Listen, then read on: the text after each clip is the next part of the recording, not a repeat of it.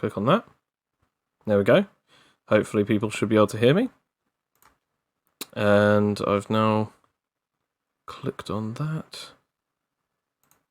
Alright, so hopefully people should be able to hear us now.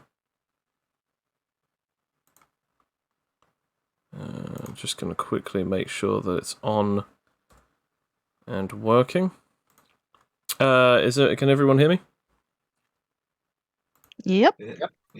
Good. Okay, awesome. I'm just retweeting your tweet. Thank you for retweeting my retweet. Okay, yeah, we should be pretty much ready to go. Yeah, awesome. Alright, so, welcome everyone to the next Dev Plays campaign, the Crucible of Avarice. So, it's just beeping in the background. So this campaign is going to be a little different than the usual ones that we've done before. Mostly because instead of actually having combat in the campaign, the campaign is going to be based mostly around the concept of combat. Because you'll actually be in a tournament campaign. This is mostly just supposed to be developing and playtesting the PvP style of combat. Not just necessarily fighting each other, but also fighting opponents that have been built in a very similar way to how you guys have been built. But without any further ado, I would like all of you to roll me a d20. Oh, ominous. Ooh.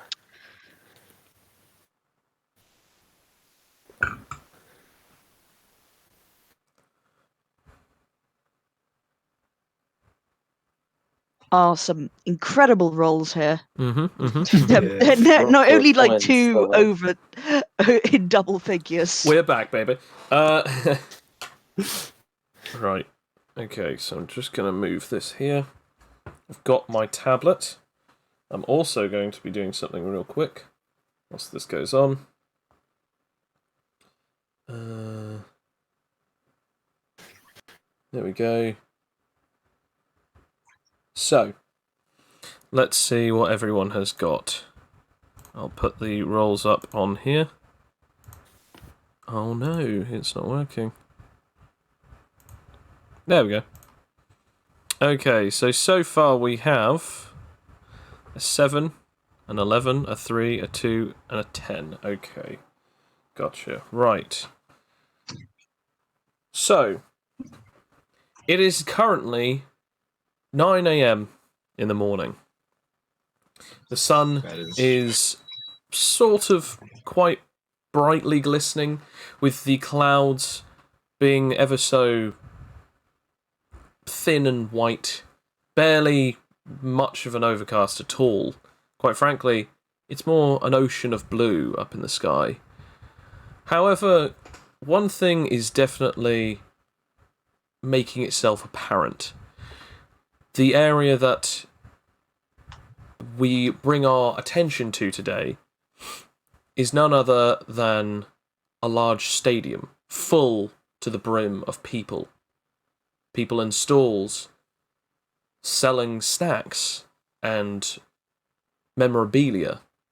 There are people in all sorts of different type of gear, all kinds of styles of weaponry strewed around them or with them.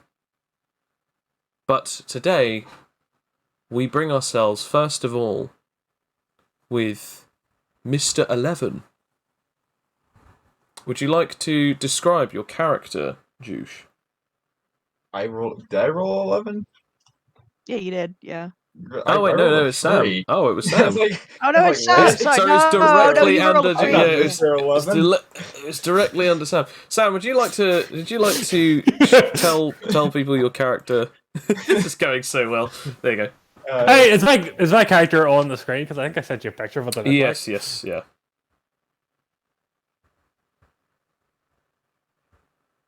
As Alex said, okay, anime protagonist. So, yeah, would you like to describe your character, please? Okay.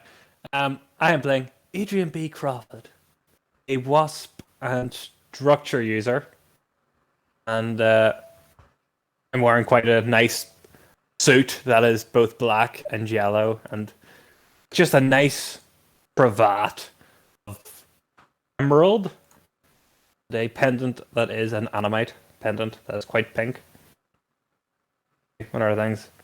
And I'm not going to tell you any backstory because that's going to be explained probably later in the game. It's just physicality for now. Okay. What is your maximum health and vitality, please? Oh, it's a terrible question. 25 health and... Okay, now I did vitality. Give me a second. Okay. What's a quarter 25? 5. Oh, then it's 6, I believe. Because technically it would be 15. Okay. 15 vitality. Okay. And as Adrian B. Crawford graces this new place, it is entirely covered in perfectly slabbed concrete. It seems as though it has never been touched by time or by grime, filth, or nature itself. It is all synthetic, and it is all entirely built either just today, or not that long ago, or even it's just been very well maintained. Because of this, you are rather confused to see so many people, because it's been a long time since you've seen a lot of people. However, the one thing that you do notice is that a person with a clipboard, as well as a little device on their ear, steps in front of you. Hi. Yes, are you number B11? You answer yes, as it is in fact the number that you were assigned once you got on the premise. She then ushers you to I am a number booth. B11. She says, your teammates will be arriving soon. Please take a seat. The booth is a specific little bubble that only activates when you are near. A door opens and it allows you in, as you sit down and get comfy. I remain standing. Okay, fair enough. There's not a lot of room inside of this small room. However, the door closes behind you. After of which, we now go to number 10. Please explain what you look like. Hello, I am Fletcher. Fletcher Mutatame. I am a bit of a drifter. I come in cargo pants and a desert cloak. There's not much to me. Tall, thin, but grizzled. I come seeking combat. You state this to the woman who is in front of you, and she goes, well, we don't really need to necessarily know any of your motives, but thank you very much for informing me. Please head on into the booth. As you are brought into the booth, into the same booth as Adrian. The next number up, which is 7, please tell us who you are and what you look like as you begin walking towards the person that you have just seen with a clipboard, as they must know exactly what's going on.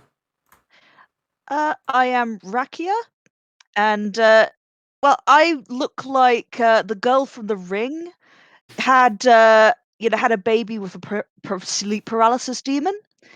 I look as if I've just learned how to walk on 2 legs. I'm incredibly tall, with long, lanky arms and pale grey skin, and normally I would be, unrecognizable as a human, but you know that I'm a girl because I'm wearing one of those very nice 1950s dresses with like big red cherries on them, because it's a day that I'm going to dress up for because it's very important and I want to make a good impression. Okay. Once you walk up to this woman who has clearly just ushered Fletcher on over, you sort of startle her as she was not expecting someone right up behind her. Oh, but sorry, may I help you? God. Okay. She noticed that a little stamp on your wrist. Oh, yes. She looks it over on her list. Yes, go on ahead. You're actually in this booth, and she points you to the same booth that the others went into. Afterwards, the door opens again only when you walk up to it, and then closes as you get inside.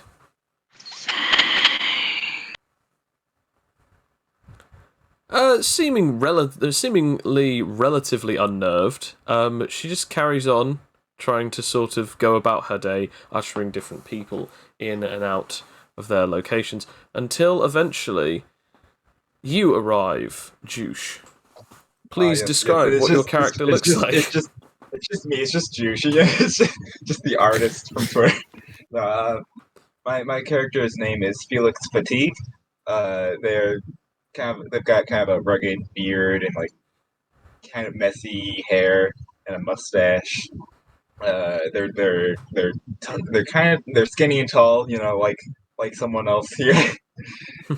uh, Although I don't know exact heights. Uh, yeah, they're wearing kind of, I guess, business casual kind of clothing. Okay. So business cash. Yeah, I'm still troubleshooting the voice. That's fine. Yeah, New campaign, new characters. right. It's not as simple as yeah. It's not as simplistic. It's more complex. Okay. Yeah, You sort of get in and you start walking in and sort of, you are entirely baffled. You're standing around looking at all of these different people from different places. They might be wearing like martial arts gi, some of them might be wearing armor, some of them might be like barely wearing anything, some of them might even come in different things. But the one thing that you notice is very little, if not almost no one who you assume is a fighter anyway, is wearing any kind of suit. The main thing that you can depict is only the staff members here are wearing suits. uh, I guess I'll waltz on up to the person with the mic, as as many have done before me and many will do after. As you do so, or when you're about to, you suddenly get bumped into as someone walks past you. Enter number 2, as we also hear the last character's physical description. He's a man of, well, unremarkable height. Pretty average. He's wearing a sort of rugged burlap cloak around his darkened clothes, which, yeah, you don't really take notice of them. As he appears with a scrap of paper, is this that Crucible thing? Oh, yes. Sorry, can I have a look at your wrist, please? My wrist. Yes, you would have been stamped by the time that you came in here. After you, of course, wrote down all of your information. Yes, that's totally what I did. Oh, well, I'm afraid that if you haven't written it down, you'll have to go back. Come on, can't you just let me slip through? Sorry, sir, these are the rules. But that's okay. If you just go off down there, just over to that booth, as she starts pointing to a booth about, give or take 20 to 30 meters away. He just rolls his eyes and stumbles over there. Thank you. Now, as she then turns to Felix, can I help you, sir? Yeah. Pull out my wrist. Yes. You're just over in that booth over there. Thank you. I'll head in there. As you do so, again, the door opens for you and lets you in. Most of you are here, and you suddenly you sort of suddenly realize all of you are here, whether you've sat down or stood up. But the room, if I will point out, if all of you are standing up, it is now getting very cramped, as most of it is supposed to just be a booth to fit multiple people, not fit multiple people standing up. I'm sitting on a chair, but like sitting on a chair like a dog would, with like my legs all kind of like cramped up, in between there. So I'm not quite, so just sort of sitting in the corner, watching everybody. Okay. I mean, I was wait for everyone else to sit down before finally sitting down. Okay. That's what you're meant to do. That's the polite thing to do. You all sit down together. Okay. As you all sort of get acquainted with the fact that this is going to be your team, I'd like the lot of you to just start talking for a bit in character, unless if you would all like to sit in silence for so many minutes. I will allow you to have some time to sort of get to know each other as basically a small screen pops up stating "Welcome, viewers." As it then says, "You, yes, that's right, you have been chosen to be contestants at the next Crucible, also known as the Omegan Championship Games. Do you have what it takes to become the next champion, like the previous 9 before you? Who knows? However, you have chosen the team path. That's right, you have all chosen to be in a team. Remember, if all of your teammates are eliminated, that means that, well, all of your teammates are eliminated. The only main problem is you'll all be sharing in the lovely spoils at the end of this. So make sure that you keep everyone alive, because the less teammates that you'll have probably means that you actually kind of got them stuck there in the first place. Regardless of not, remember, this is not exactly something that you would normally go to unless if you had any other option. So do remember, fight well and try to stay alive. Thank you." I just sort of I point at Adrian B. Crawford, particularly at his bit, just point, in his belt buckle direction, and just go, B. Oh, that's a common misconception. It's a wasp, actually. Wasp. Yes. More predatory of the two.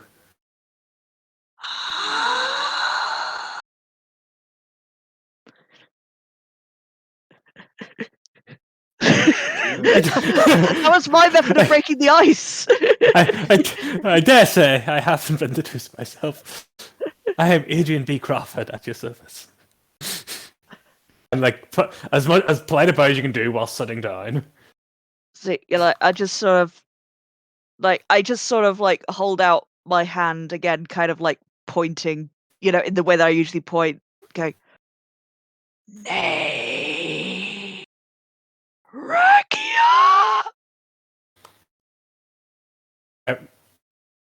The hand out to shake, or is it just pointing at me still? No, just a hand out to shake, different from pointing this time. Okay. I will put my hand out to also shake it. It is a pleasure to meet you, Rakia. Likewise.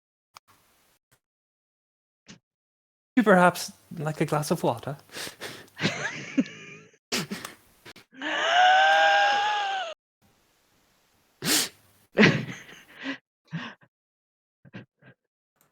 A few moments pass, and then suddenly the door swings open.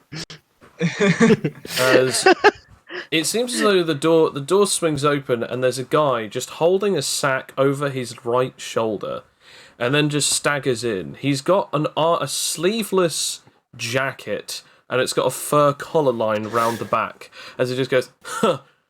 Oh, let me guess. This is my team. What a sorry, pathetic sight."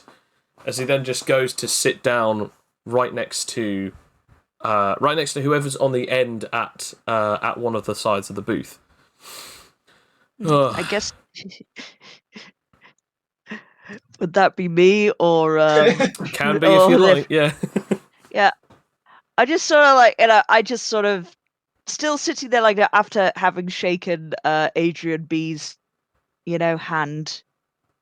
I then turn and with the same hand, just hold it out. Just hold it out in front of him, expecting something to happen. He just looks at you for a second. It's sort of like just like rubs his nose, and then just sort of like grabs your hand and shakes it very like sort of aggressively. Name's Dimitri. Rakia! You need to get some water.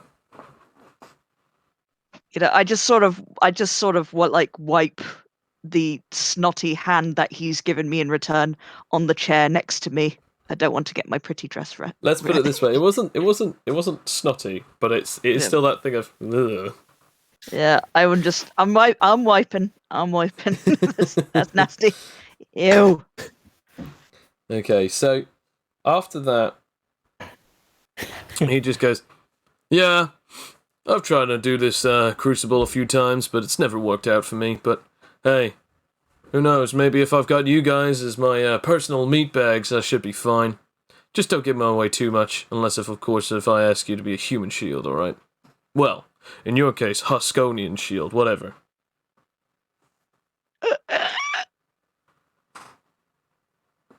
I just sort of jumped to the other side of the room to introduce myself to other teammates, and I literally jump like Roll like me a puma. acrobatics. It's a good thing I got oh my god, here we go. This is the first acrobatics of the day, folks. Okay, that's it. I got 1, 2, 3, 4, 5, 6, 7, and that's super dex. So there we go, please. 13. Okay. You sort of leap, you clip your feet and sort of like land on the table, but then like scurry over, like crawling quite quickly over to the other side. Again, with the people that are the nearest to me, I hold up my hand, expecting something to happen.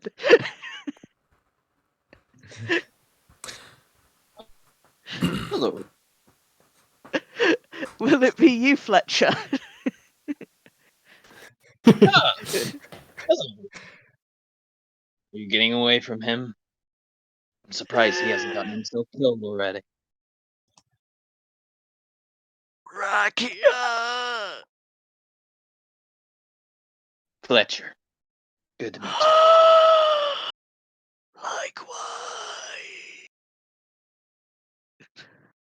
you. May I know what your powers may be? You seem to be a Huskonian. Run fast!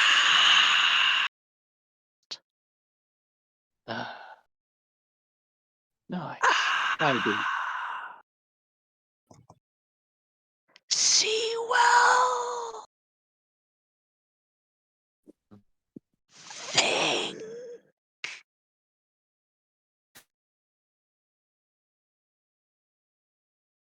Pretty clear. I just Pretty quick.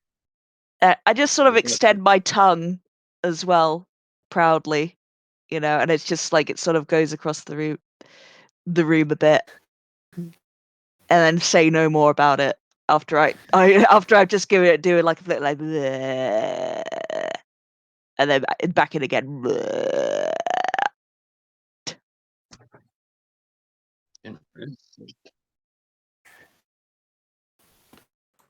As Dimitri sort of like outwardly bursts out, he says, "So I have a question for all of you. What exactly would you say is the one thing that you can't do in a tournament like this?"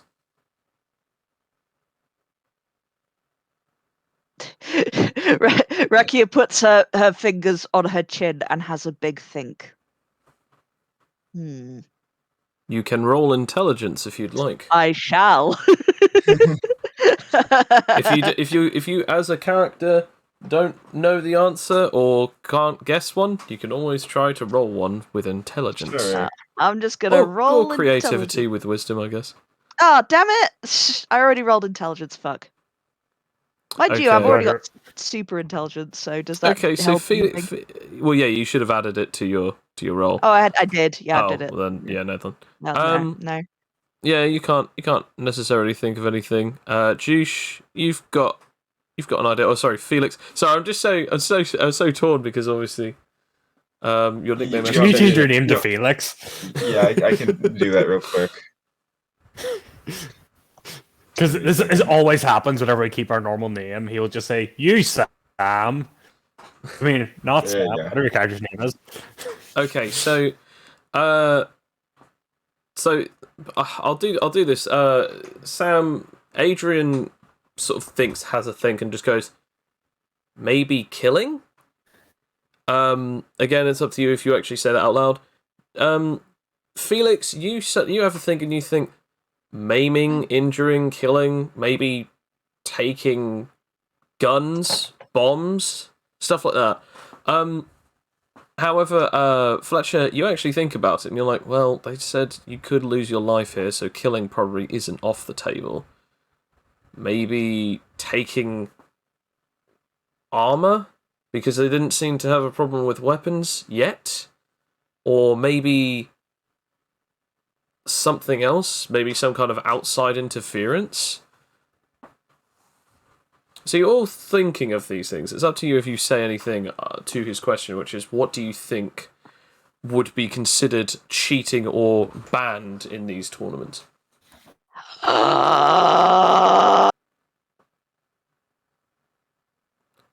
He seems... No. seems rather confused on that specific way of which you speak, and then just sort of looks over to anyone else. Perhaps foul play. You probably want a good fight. Nah. Wrong. Sorry. Anyone else? Well, I believe you can't leave the arena, via like teleportation and the likes. That is true, yes. You're not allowed to leave the arena once the arena has been specified. Otherwise it considers as either a ring out or that you have specifically quit of your own volition. Anything else?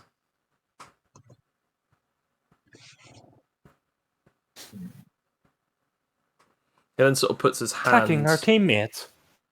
Well, not even close. Betrayal is definitely allowed. As a matter of fact, it is actually a fundamentality of the entirety of this event. The guy who runs this thing, do you know anything about him? Roll history or slightest. world Ooh, knowledge. roll. I I'm will gonna go say- with history. I'm going to say, for those of you who have never been out to this sort of location or do not have a way of being able to watch stuff on the line or on satellite TV or anything like that, I'm going to say that's a disadvantage. So, disadvantage for Adrian -1. and disadvantage for Rakia. The others you are able to roll normally.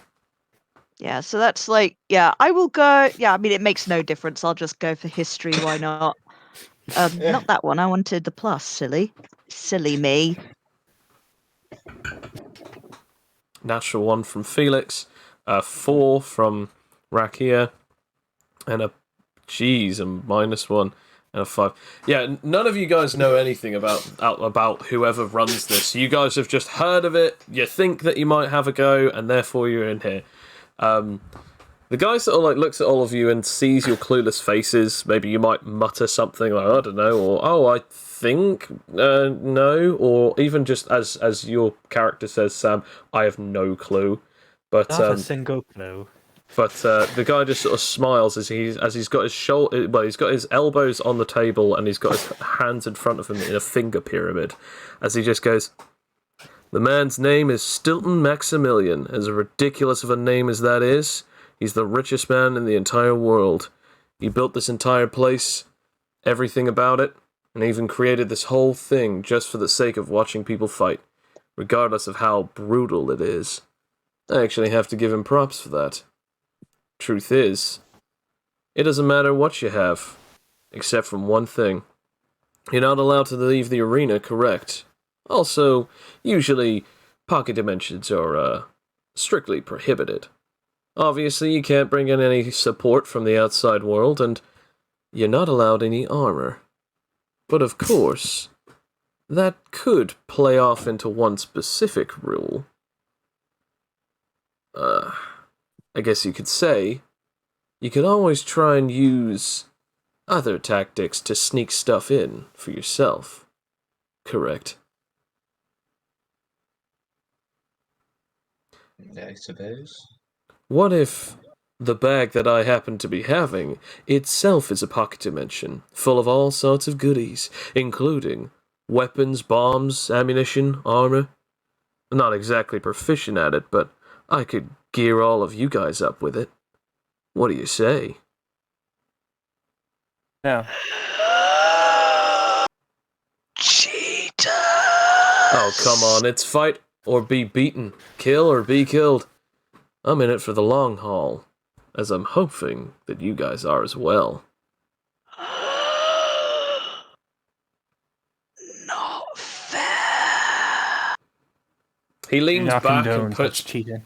He leans back I and puts agree with both of his feet on the table. His rather sort of like clean but very dark and distinguished, overly large boots on the table as he crosses his legs and sort of leans back. Well, that's a shame. I was really hoping that you guys would play ball, but oh well. Suddenly, a door opens as a large Huskonian gentleman with very distinguished horns, long hair, and crossed arms. This guy looks like as if not only has he been working out, but he basically invented gym. The guy is stonkingly huge at about almost, I'm going to say, about 2.8 meters tall. As he towers over every single one of you, he stands over and he looks at this guy. Dimitri? Have I seen you here before? Indeed I have. Am I surprised to see you again? Not at all. But have you been, perhaps, cheating? I think you have. He just sort of looks at him as calm as possible. This guy who is almost 2 times his own height. You can't prove anything. Perhaps you wouldn't mind me looking in your bag? I think you would. Pfft. There's no way that you can prove anything, and I'm not going to show you squat. Does that mean I can kick you out? Absolutely. As he then goes to grab him, Dimitri then starts using a blast of flame on this guy that juts from his hand, but the flame is sort of strangely coaxed in smoke, almost like as if it's pittering out, as it seems to cause large amounts of burns and ignites this Huskonian's clothing. His hand comes out from the smoke and grabs Dimitri by the face. He then immediately lifts him up and throws him out of the door. It seems as though that his body is unharmed by the flames. He then says, "This man is disqualified? I think he is. Does that mean the rest of the team? I don't think so. Did you take any of his items? It seems not to be. Then in that case, are you free to continue? Of course." He then takes his bag, brings it out, and as Dimitri attempts to start screaming at him, he just immediately puts his hand back on his face. This guy's hand is bigger than Dimitri's face, as he then just lifts him up by the face and carries him, as the flames that he juts do nothing against his body, as he continues to walk away, and the door closes. I take my scrapbook out of my out of my dress pocket, and I just flip to the magazine cutout that says "Cheaters never prosper," with a picture of a cartoon picture of some shibis, a teacher shibi kicking a naughty school child in the bum. And I just sort of point to it, As a few minutes pass and you guys realise, the team is realising you are now down 1 extra person, and since none of you have done this before, you might also be out-experienced because of that situation. It's very obvious that your time is passing and it's getting closer and closer to the moment where you will have to leave. It gets to 1 minute before that you will have to leave this location, and you will be cordoned off to your well, to your starting location or your starting place.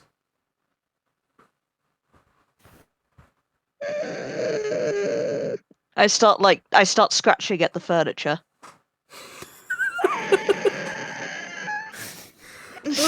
Okay. All right. I'm sure it'll be fine. Worried Rakia. I'm going to say, roll me a nerve, Rakia, and I'm also going to say, Felix, roll me a nerve as well. Okay. Nerve. Okay. Oh, this is awesome! I got -3. Adrian, Oh, on the other hand, great. I'm going to ask you to roll me a history. Yay! Know exactly who that is. Okay, Felix, you get to roll a D10 to add to your stockpile. Come on! You can't quite put your fingers on what exactly just happened, Adrian. In fact, you were a bit too concerned with the current situation of... Am I? Okay, no, his dust and dirt and flames didn't get on my lovely clothes. I'm all the better. I'm okay. You get 1 point added to your stockpile, Felix. As the door swings open to reveal the man that pushed you out of the way, or nudged you out of the way earlier, Felix, as we see... Actually, what is your character's name, Bill? Indeed, what is his name? The mysterious cloaked figure, as you finally got your notice and you were placed into this team, as behind you is the member of staff that had helped all of you beforehand. She says, "Now that all of you have now got acquainted, it's now time for you all to follow me. Please, follow me in an orderly fashion. Don't get left behind." I just sort of like when the door opened, it was like a cat, and I just sort of jumped a bit in the air. You know, like just Your back arched and you hissed. That voice is like a mix between a squeaking door and a rubber duck. Yeah, fair enough. As the lot of you all continue off, following briskly behind this woman, she then says, "Now, just to let all of you know that we have already got all of your signed waivers and everything, just to let the next of kin know in case if anything happens to you. We should also just like to remind you that in these particular situations, you are not allowed to necessarily quit, but there is a way for you to forfeit. So, just keep that in mind. Oh, also another thing. Any particular things that have happened, you've already signed the contracts, so if you are injured, maimed, or even specifically mentally or emotionally affected or scarred at any point in time, we are technically not responsible, as you have already signed away your rights. Signed away and stated that you understand. So, without any further ado, welcome, as these grand doors open in front of this stadium. People are starting to pour in, and as they are treated to this large open field, in the middle of this open field is a large metallic archway, almost like a moon gate. There is a stadium, and in front of that stadium are 3 individuals, dressed in very fancy suits, but one fancier than all of the rest, as one has a cape for some unknown reason. As you line up, there is 2 males and 1 female on the stage. In the middle, there is a man holding a microphone, wearing sunglasses, and is for some reason very overtly hyped. It is very obvious how animated this man is, and he is just waiting for everyone to continue pouring in. Once you all get in, and you are at your starting positions, this voice plays. Welcome to the 10th annual Omegan Championship Games, known as the Crucible of Avarice. Welcome all. I hope that you've had a fun time, and I hope that you're all ready for this blood sport of 2 days, as you will be in fact going on a lovely vacation to the Death Zone. Wait, what's that? Oh, we're not calling it? Oh, okay. To the Battle Royale, then. Yeah? In this preliminary challenge round, you will spend 2 days in a very specific facility that we have gotten ourselves, a very own private island. You'll be going there and staying there for 2 days, but you'll be given these lovely pins. These white pins are in fact made of minerals, so they won't break, and they have been specially affected so that people's powers won't work directly on them. But don't worry, they won't nullify any of your abilities regardless. You must have at least one of these pins on you by the end of the entirety of the 2 days, otherwise you are out. Don't worry though, members who are in teams don't have to worry about that whatsoever, because if your teammate is out of the game, you can continue on without them. They're probably dead weight anyway. However, your specific goal is to steal one of these badges from someone else, because of course, we need less contestants. You can also make sure that you can add extra bonus points if you drop them in special deposits that are all throughout the entirety of the island. What's that? Why would I ever do that? Well, if you do that, it basically means that you're home free and safe, because no one can take them off of you. However, remember, if you end this game without even a single badge on your person, I'm afraid that doesn't count. Oh, and just because we had this issue last year, no. If you're swallowing them, it doesn't count. I'm afraid that won't help you. So, what are the exact particular rules? No pocket dimensions or teleportation outside of the ring. Oh, and if you leave the specific island's area, you'll feel it, as you'll be teleported immediately back here and disqualified. Finally, one last thing that you should probably know, contestants. The more amount of badges that you keep with you by the end of the round, you'll get double the amount of points that you would have gotten if you got them into a deposit. But be careful, that'll make you more of a target. Oh, and finally, I should probably not forget to mention this. Right now... And as he says right now, a load of strange objects start appearing out from underneath the chairs all across the stadium, as these strange orbs, pink in colour, start floating on and scanning people. As they do so, the scans hit your bodies, and you feel a strange warmth on the arm or ligament or location where you were stamped with your number. As you begin to have a look, your arm glows, or your leg glows, red. And then suddenly, white numbers start appearing. Everyone, roll me 1d100. Yay! That's always good when I get roll a D100. Oh no! Damn! Felix, no! Felix, no! So, Oh, all of a boy. sudden, when you see a counter on there, all of them are red. However, the red bands are then broken up by one specific thing. The entirety of the length has multiple zeros. However, all of a sudden, the announcer states this.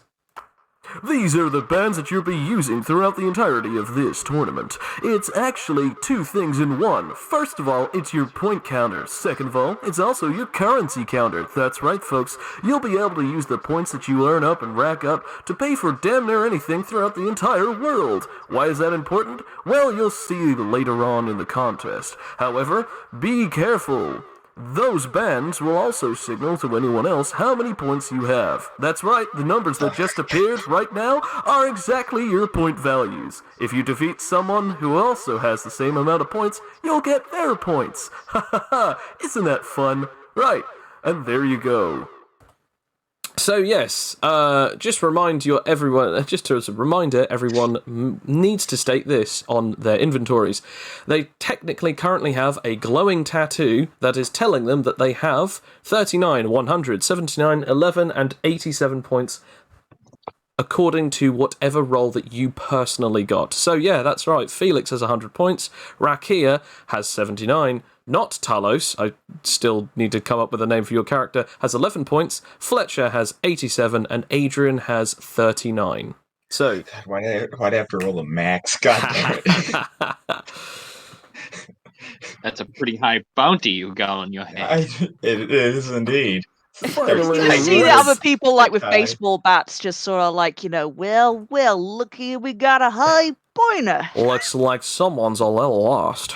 Yeah, so, as he continues...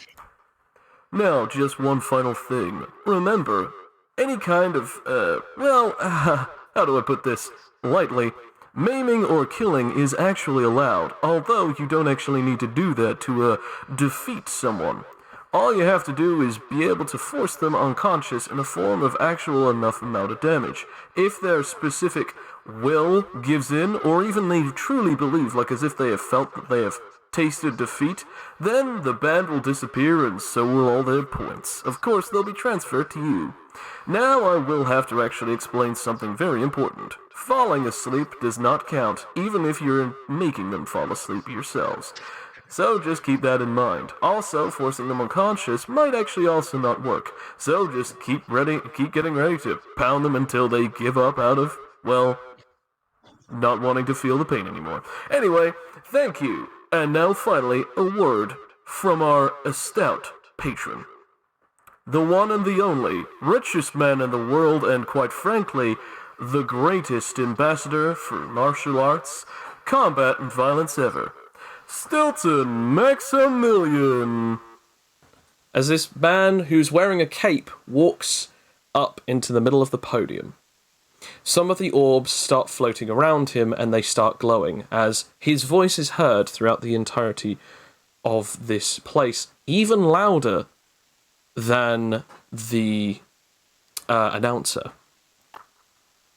Well, it has been my honor to see everyone over the last 10 years join up with me. And finally, here we are.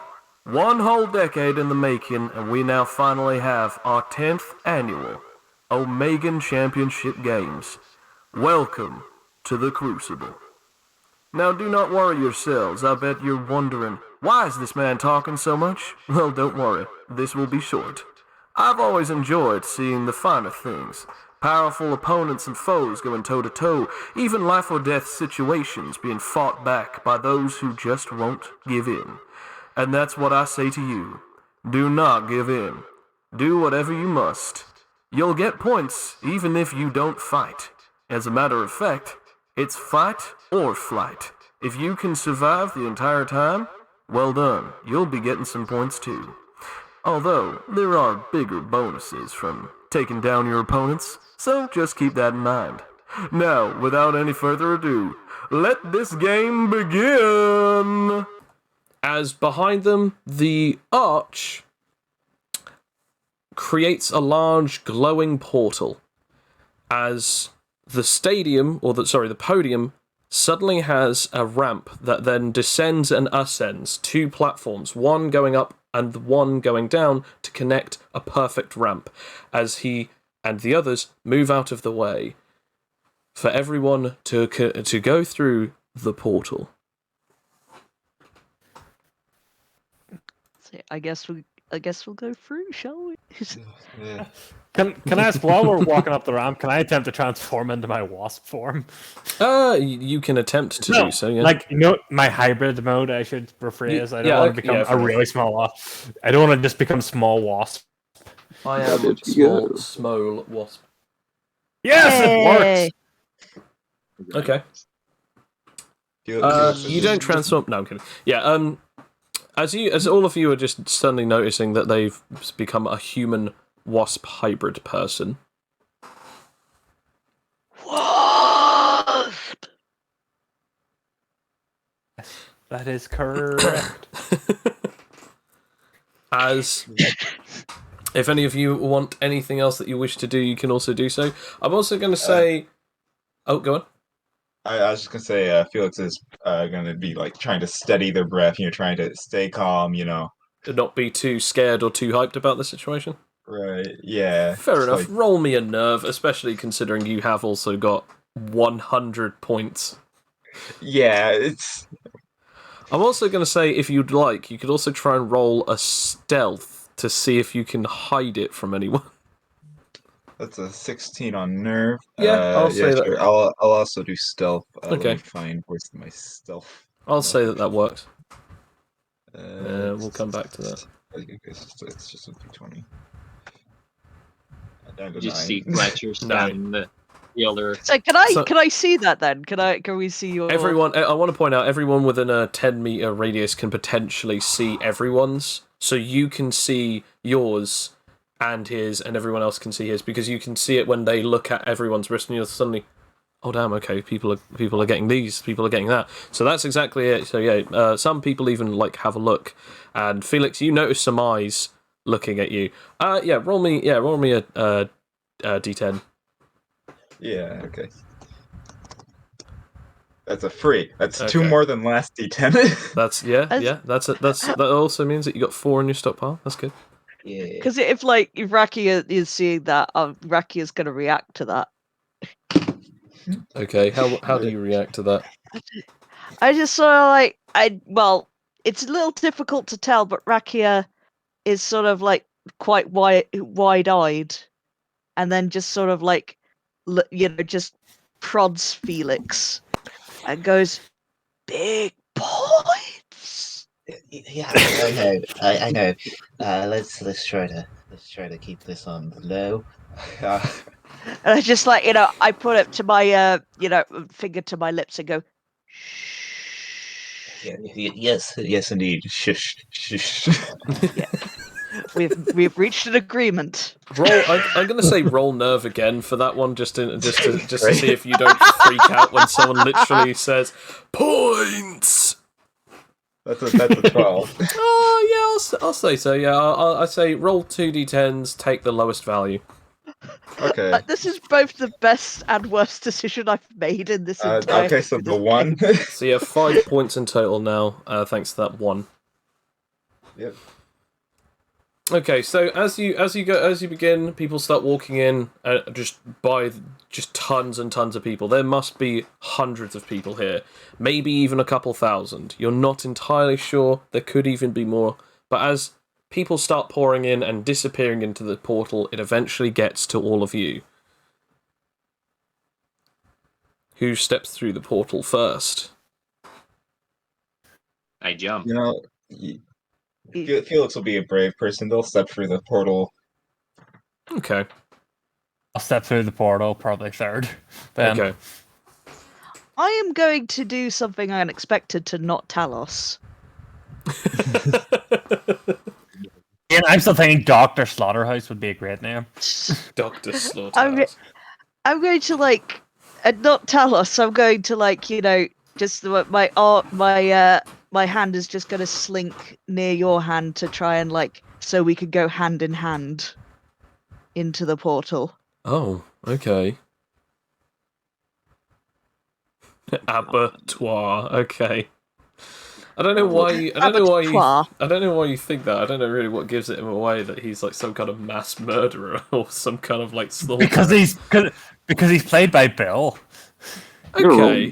Okay. No, you freak out. Okay, so you just rolled nerve, yeah? Yes.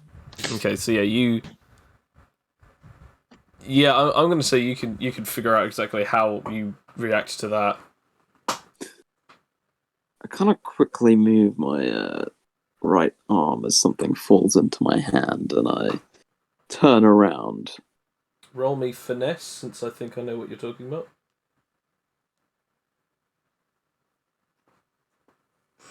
Oh yeah, no, you perfectly do it seamlessly. Rakia doesn't even notice what you suddenly do,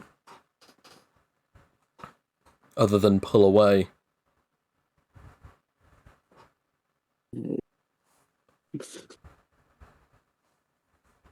So What are you doing? Portal together.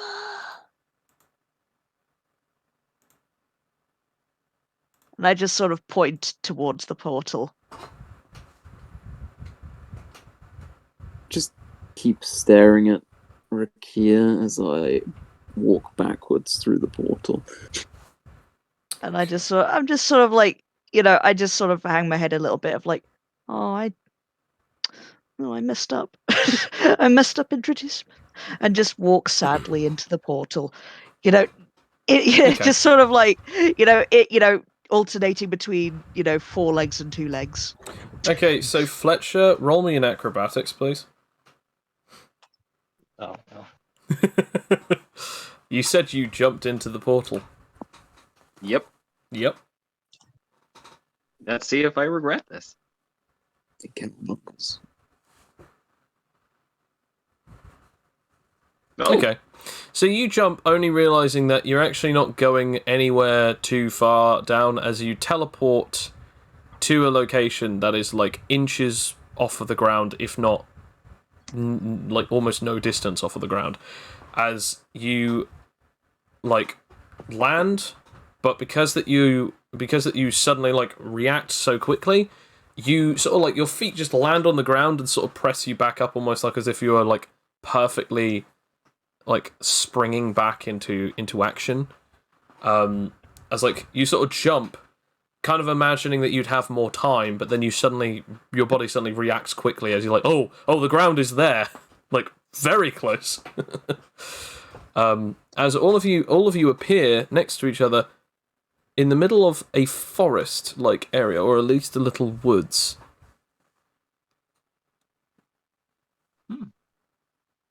It seems as though no one is within your immediate proximity.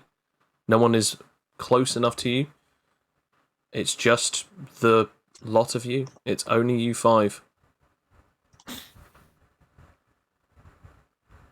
so does anyone have a plan? Well, we should probably look for somewhere to chill out for a bit. Yeah. I'm gonna see if I can use my survival skills here, because I've got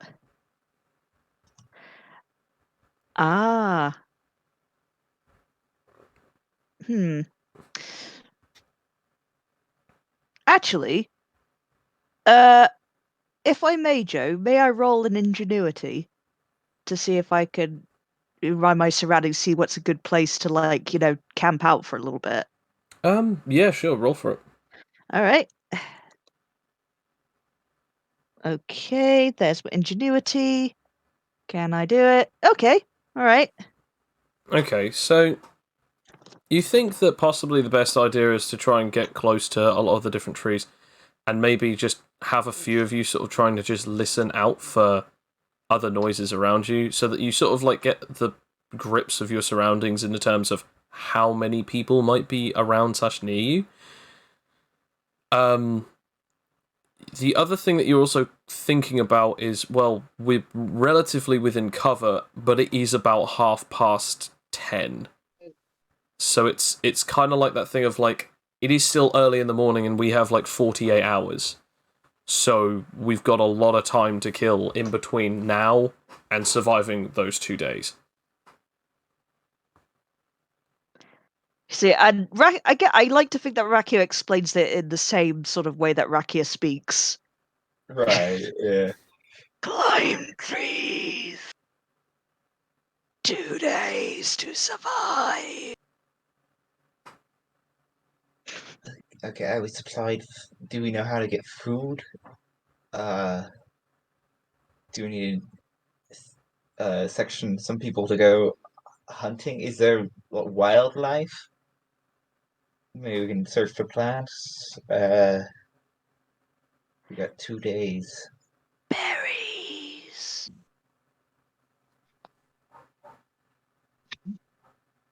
Yeah. Okay, so Else we need berries. water. That's one idea. There's one idea. Although we need to know hopefully generally what type of berries they are before we consume them. I know berries. Okay, good, good. If you want to be on berry duty,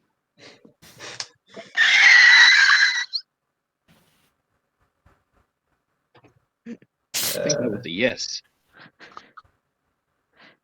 It's just, you never seen me happier. I'm just like, gambling about looking for berries. Whee!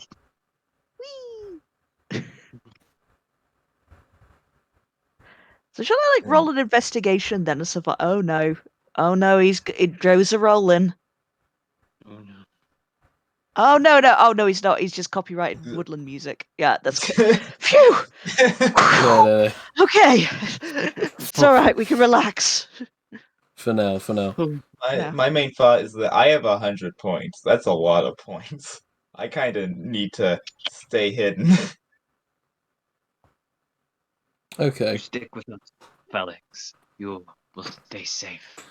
So, where would you like to split off then? Would you like to stick together, or would you like to actually split off based on like people looking for things or finding things, or just trying to stay vigilant? Hmm. Hmm. I mean, we could all go berry hunting, and then just have like some of us just keeping an eye out for others, while others are like, busy looking at berries. Hmm.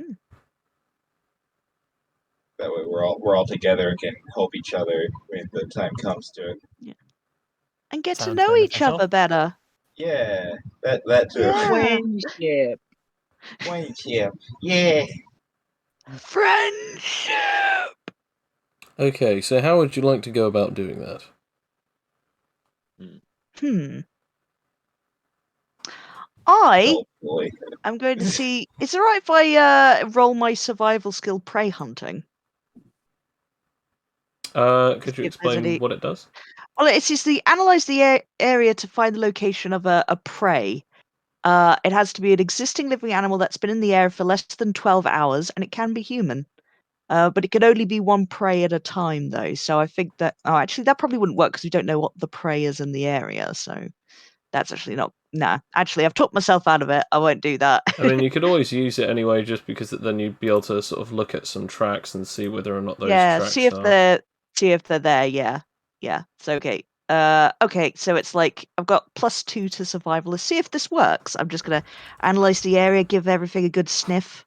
What? No, I didn't want that. I wanted 2. It's a 15 plus roll. Let's try it. No, doesn't work. Okay. Damn it. No tracks around here. Nothing. Okay. What about Adrian and Bill, your character? What specifically are you doing? I am pretty much observing the rest of the group at the minute. I'm going to try and assist looking for berries. Okay. Roll perception for that. No, I'd say investigation. Oh, can I do that Investi- too? Or you want to do that? You do that. I mean, I don't have investigation, so it's just a natural D20, which is a 1. Oh no! Okay. I'm gonna try. Can I try? see nothing. Can I give it a try? Can I give it a try, gang? To find some Go. Die of berries. starvation. Might as well. Super wisdom, baby. No. We die of starvation.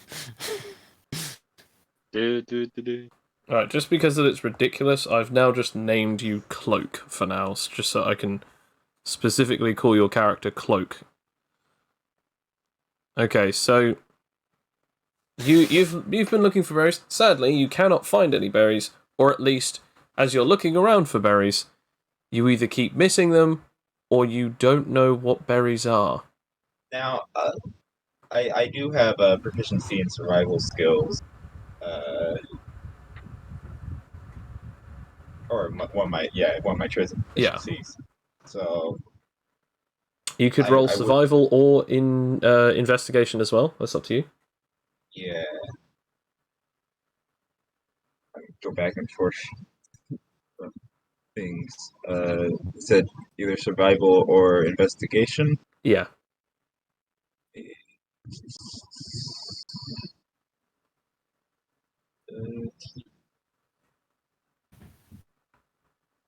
Trying to find both of them.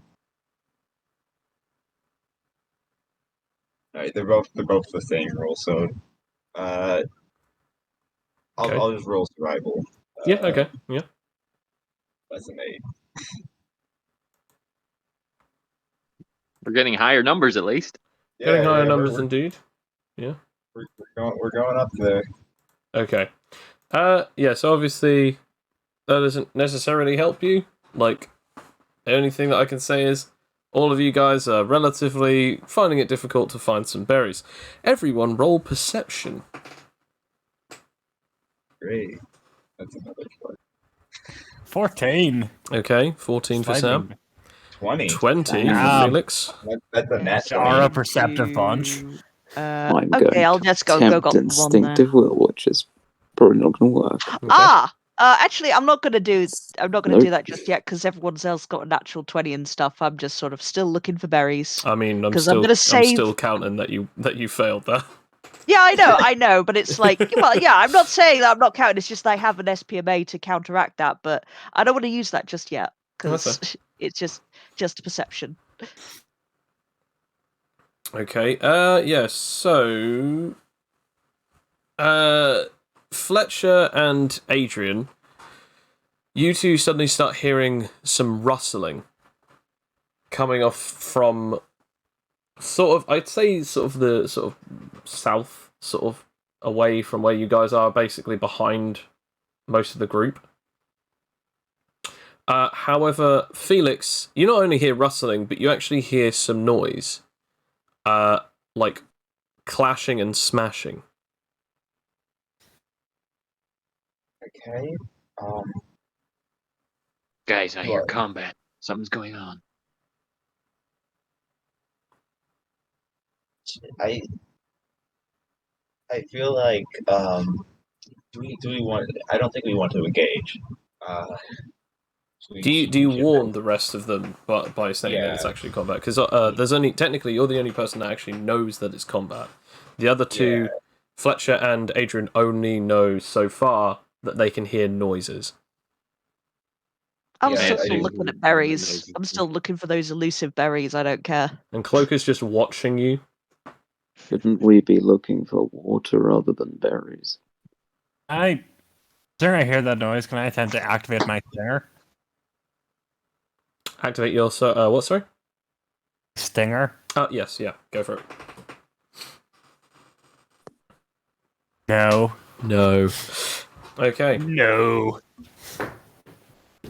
I'm goes going to say, there? Felix, you can hear it coming a little closer, and now you can actually hear some voices. Deep Also- breaths. Also, Juice, you might want to get a little closer to your mic. Yeah. It's still working out the voice and what exactly I want to do. That's fine. Yeah, that's fine. Okay, so they're obviously they're getting closer. We need to start going in the opposite direction. Like find some cover.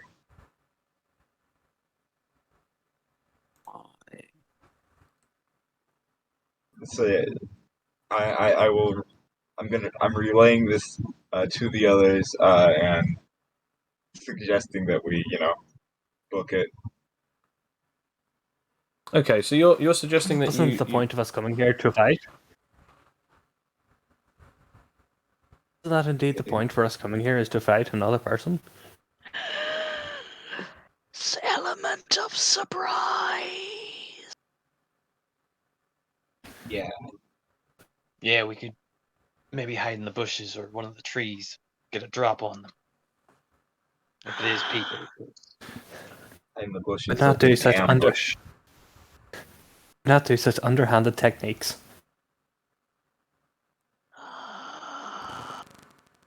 Survive. Strategy.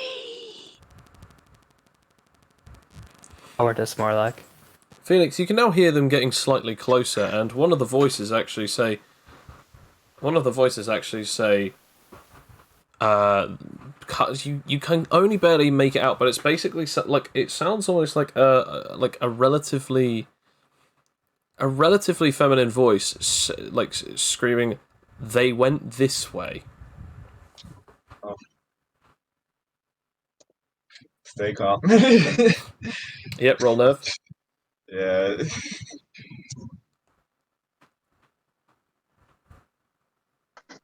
$17. All right. Roll that D10. Man, I am not rolling high on these no. D10.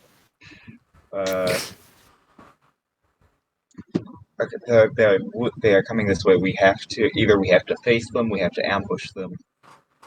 gotta do something soon.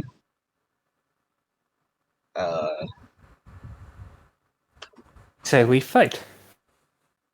Yeah, right. Yes, inevitably. In I that guess case. group up then. Everyone, ready yourselves. Prepare.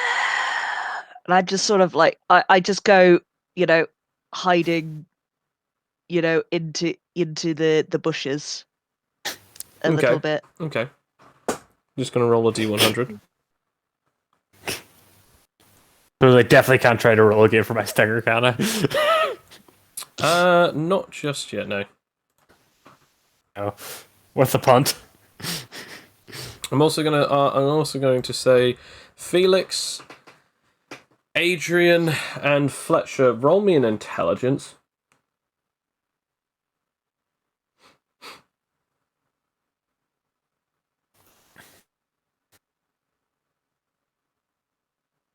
It's a 4. Okay. Fletcher and Felix also roll intelligence. Yeah, sorry. That's all right.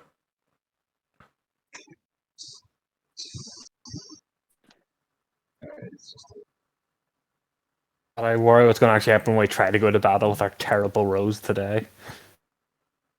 Except for Oh my that. god! Oh, Fletcher, just as you said that. you get the chance to roll something. I'm going to say you get the chance to roll a dex to grab. So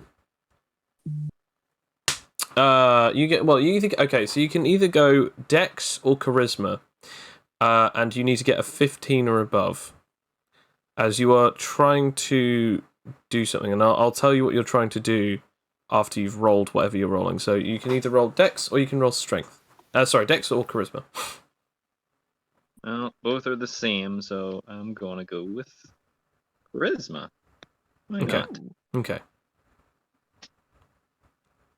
Okay. You try to call out, but you fail as you attempt to try to call out to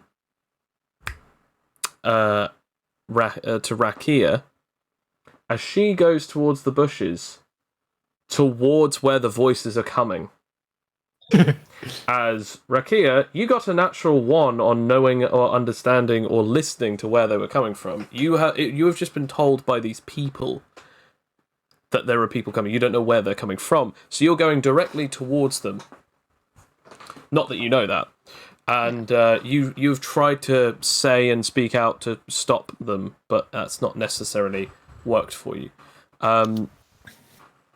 As that's going on, is anyone else trying to do anything to prepare? Let's see. Hiding or anything like that? Yeah, I'm hiding, I suppose. Okay. Yeah, I'll probably try hiding. Okay. Can I try once again to get the stinger out? Okay, but if that's your action, you won't be allowed to hide. I'm not hiding. Okay. All right, so I guess I'm rolling stealth then. No, aren't you are I? not. No. No, because I'm not doing anything. Stealthing into the open. People can see you. Okay. Yeah. So Cloak and Felix, you two are stealth with a 14 and a 23. Yeah, you activate your ability as basically a small stinger basically protrudes out from your wrist or from the top of your hand, whichever one you prefer. From the rest. Okay.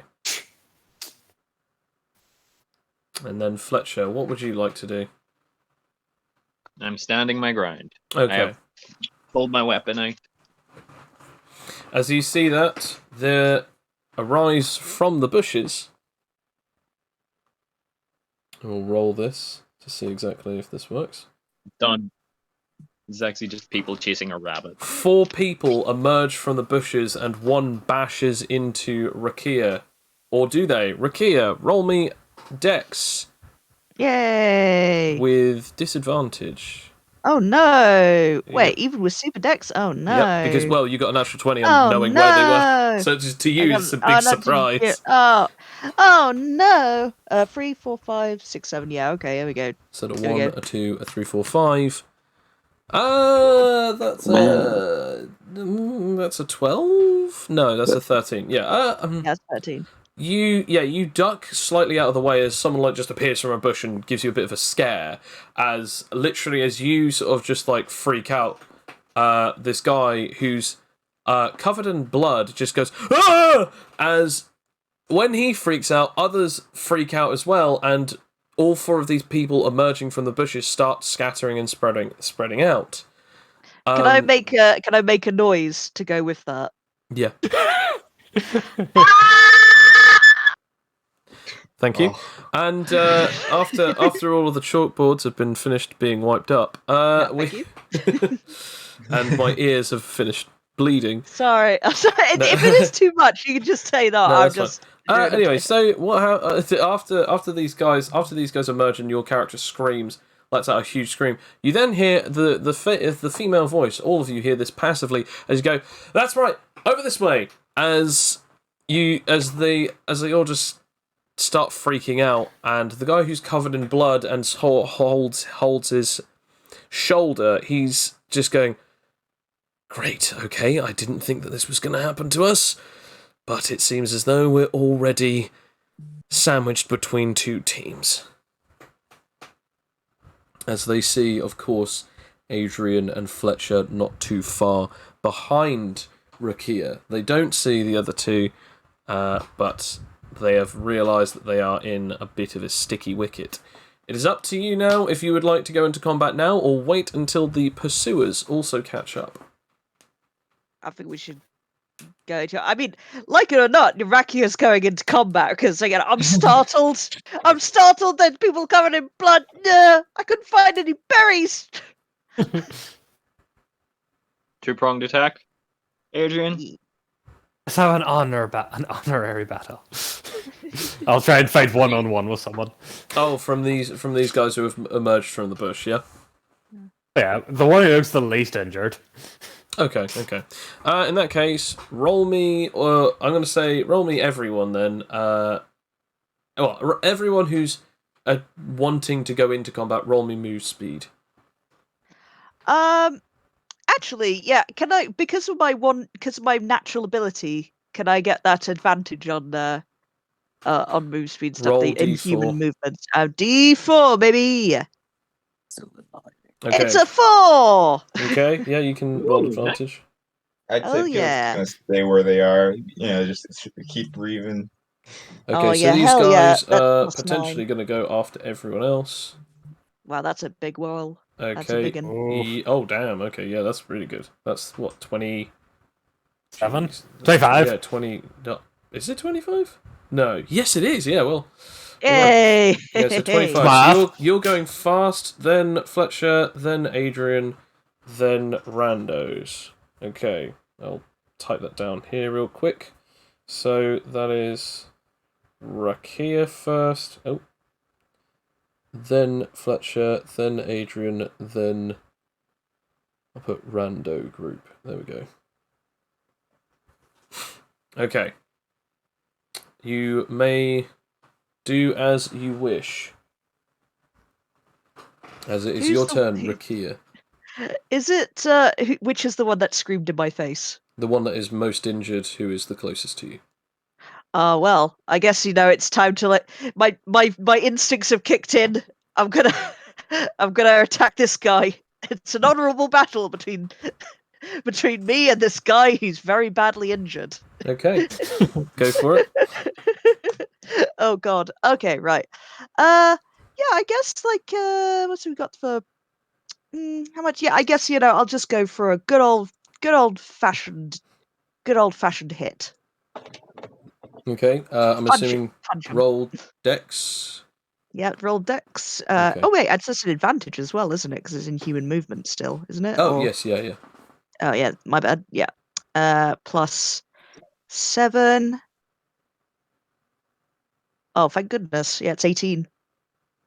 Okay, and for this guy, it is not disadvantage as he is attempting to block, which he fails.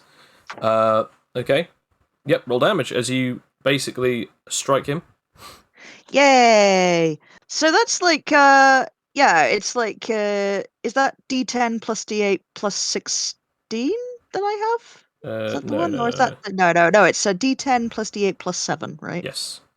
That's it. Yeah, because I don't know what the no, that's the calculations of the double damage. Never mind. Yeah, never No, that's mind. the calculations for the special ability that you have. Oh yeah, never mind. Oh yes, that's right. That's right. So plus 7. Where's it? Go on, plus 7. God, there we go. Yay! Nice. Okay.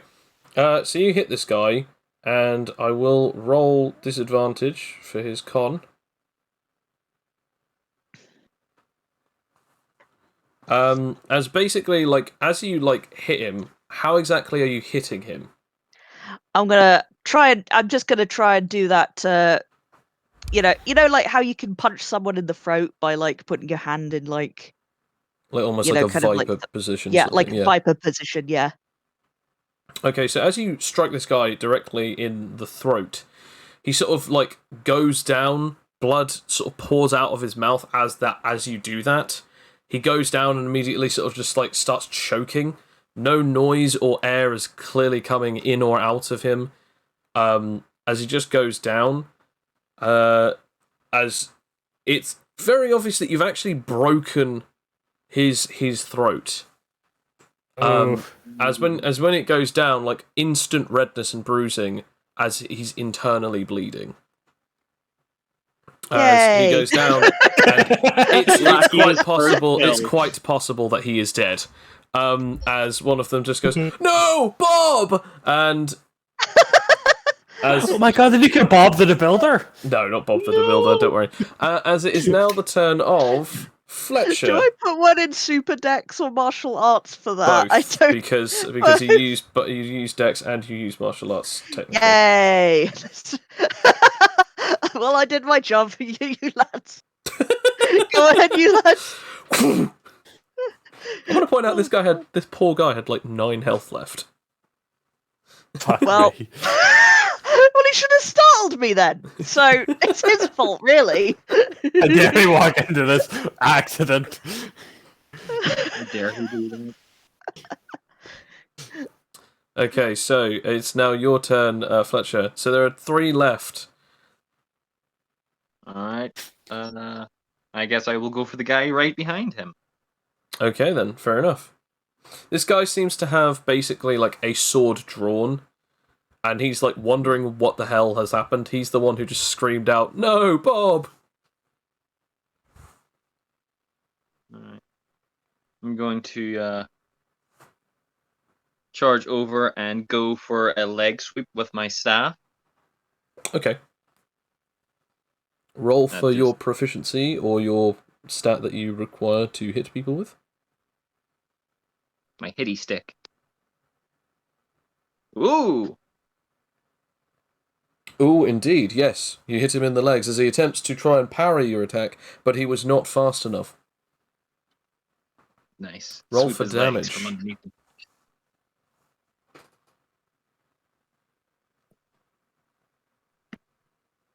So I believe this would be... Yes, this would be 2d4. without your face cutting. Yes. Awesome. I shall roll for his vitality. For his health. Not for his health, sorry, whatever. Okay, so as you smack him in the leg, you seem to sort of injure him as you can hear a horrible crack. As he goes down and just screams out in pain. As it seems to have either badly injured, cracked, or broken his leg. He won't be running anymore. Oh, my good leg! As it is now Adrian's turn. That was my favourite. I called him leggy. A good old lefty leg. You always kept me upright. He always wore my pants the best. We always kept one step ahead. All right, settle down. His thigh was one I could slap with joy. Well, And laughter. now it's one you wouldn't want to slap at all. Anyway, so yes, Adrian, you have 2 other victims other than the victim that is currently down and one that is currently choking on their own blood. It is up to you which of them that you wish to attack. Can I ask first, can I activate poison, or would that take a turn?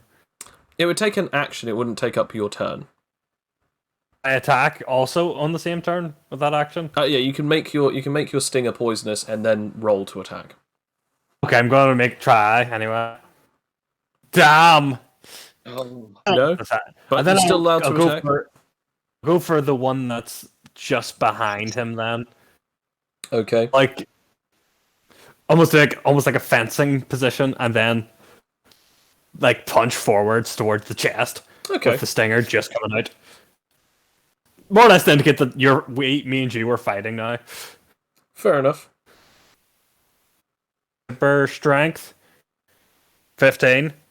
Oh. Do you have super strength? No, but he is not rolling strength, he's rolling dexterity. As this guy darts beside and basically seemingly like slashes outwards. As when he sort of dodges, he tries to cut beside you, although it seems as though he did everything he could just to dodge the attack due to your character just suddenly attacking him with what he didn't really expect it. So he was only able to dodge, and basically as he went to try and cut at you with this knife, he seemed to have missed. But I do prefer a good honorable duel. Let us fight then. Okay, I guess I'm taking on this guy. As it's now these guys' turn. So the guy with the knife, who you've just started to duel with, he attempts to run towards and try to slash at you. Again, this is Dex, so he won't be rolling disadvantage. I attempt just to punch him. Do you have reactive strike? No, you don't. So you'll be either rolling blocking, which is under strength, or any of the 3 reactive Dex abilities. Do blocking. Okay. Although part of me thinks they may not be able to hurt me, considering I've got like a protective core of +6. I shall see. I shall block. Okay. As you do so, whatever damage that I now do will be halved, as you got 5 or above, and you'll be able to counterattack as well. So give me a sec. So the damage that he is doing is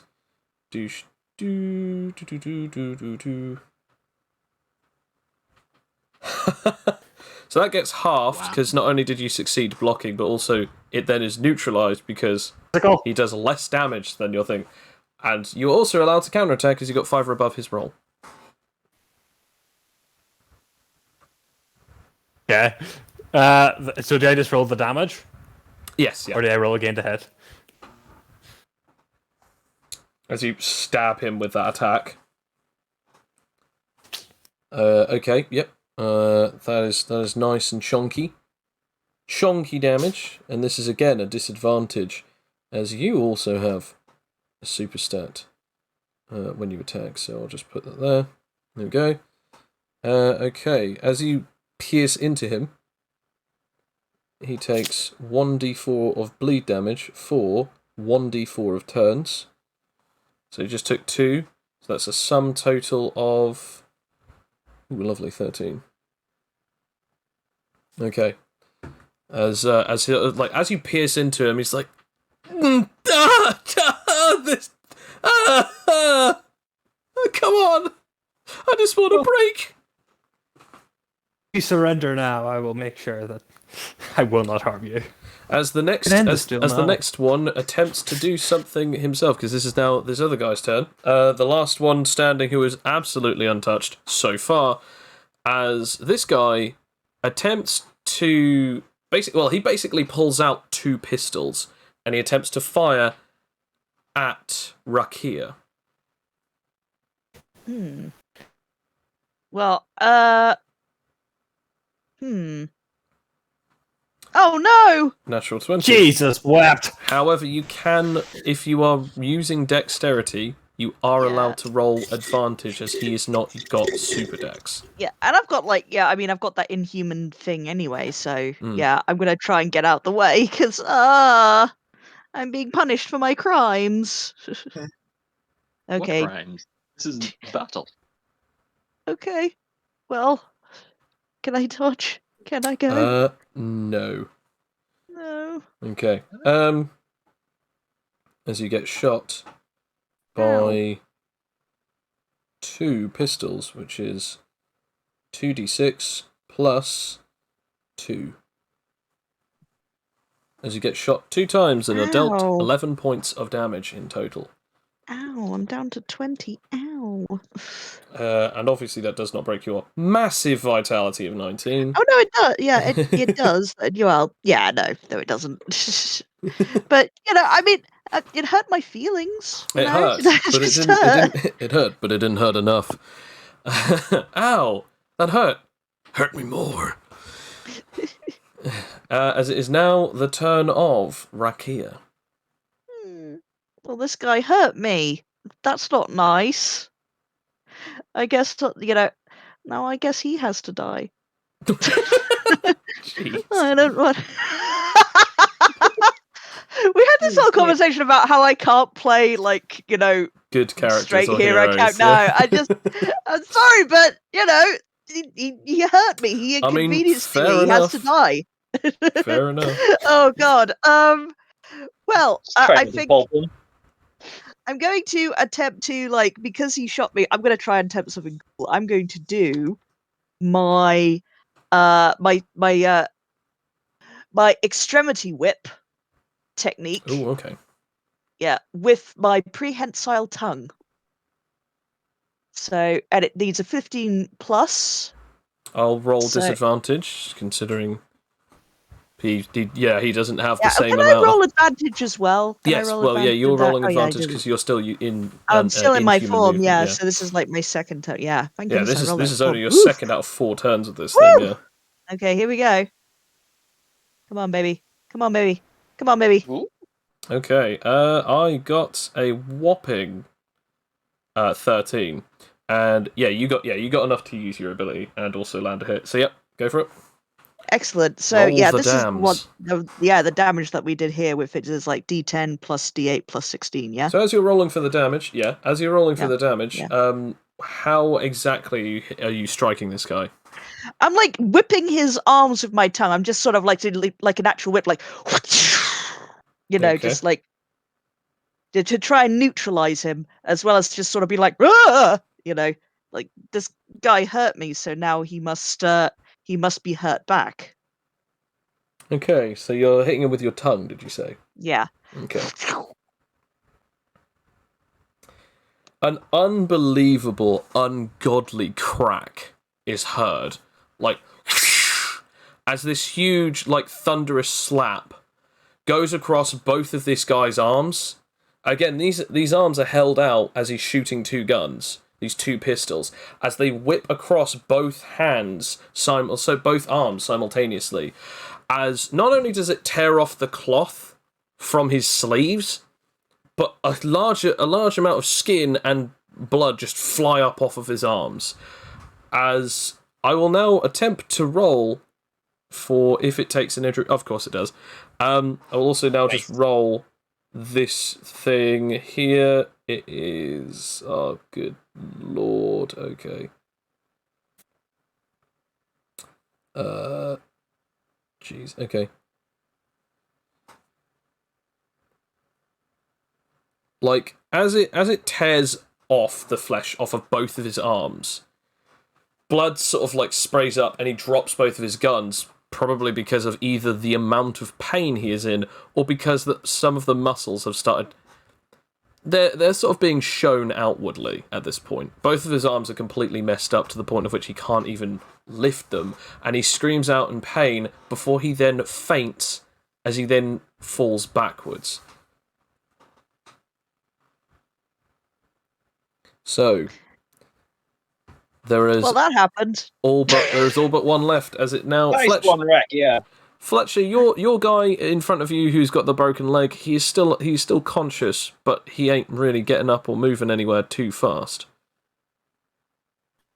If you know what's good for you, you'll stay in the ground. Do you concede?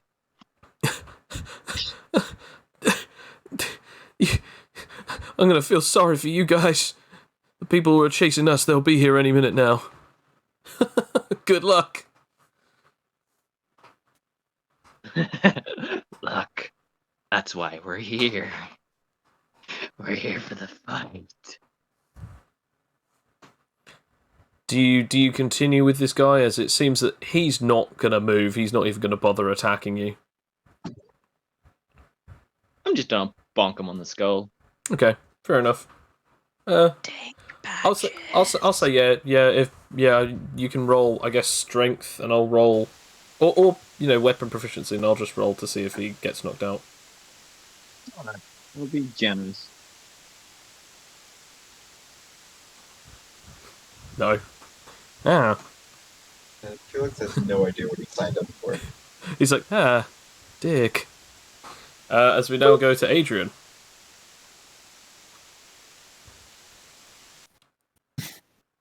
Does the guy look like he might surrender, or is he need another punch? Probably. I mean, you could always try and speak to him, or you could just hit him. It's up to you. I might try to speak to him. And then maybe hit him. Okay. How would you like to go about it? And I won't have to kill you. I won't have to hurt you anymore. Are you kidding, right?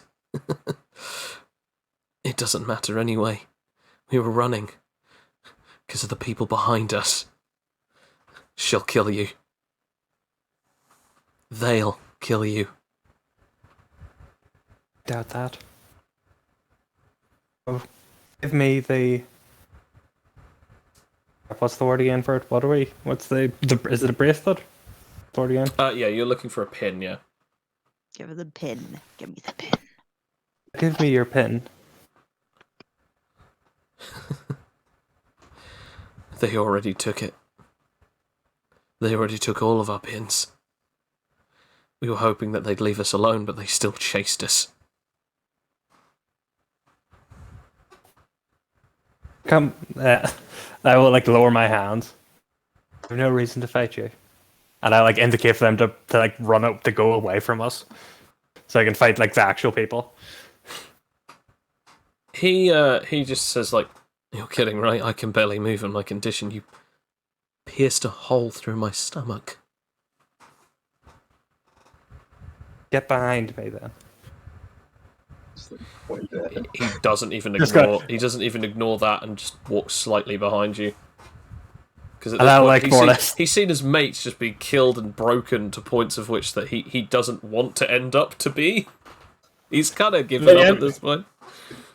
I'm going to stand just there, ready for the actual people to come in and fight. Fair enough.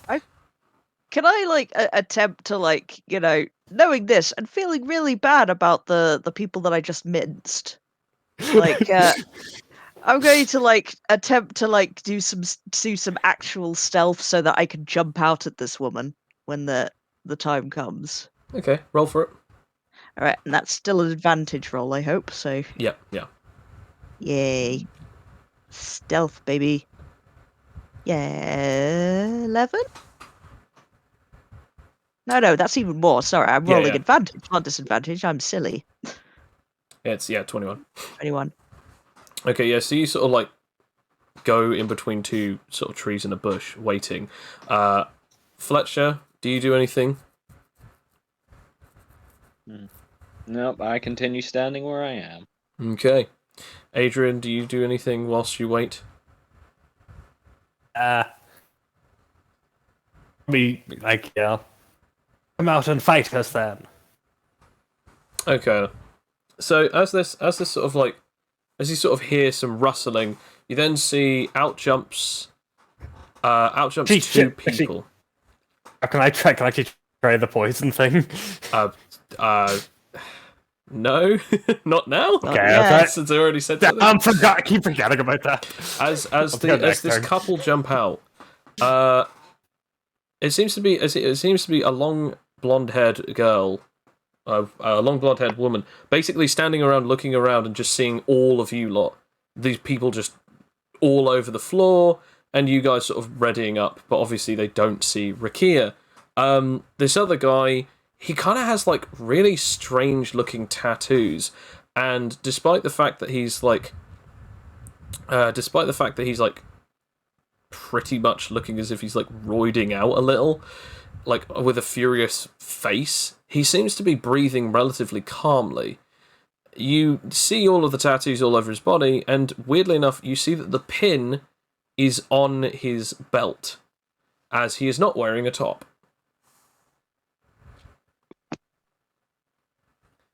As they see you, except from Rakia, I'm going to say it is up to you.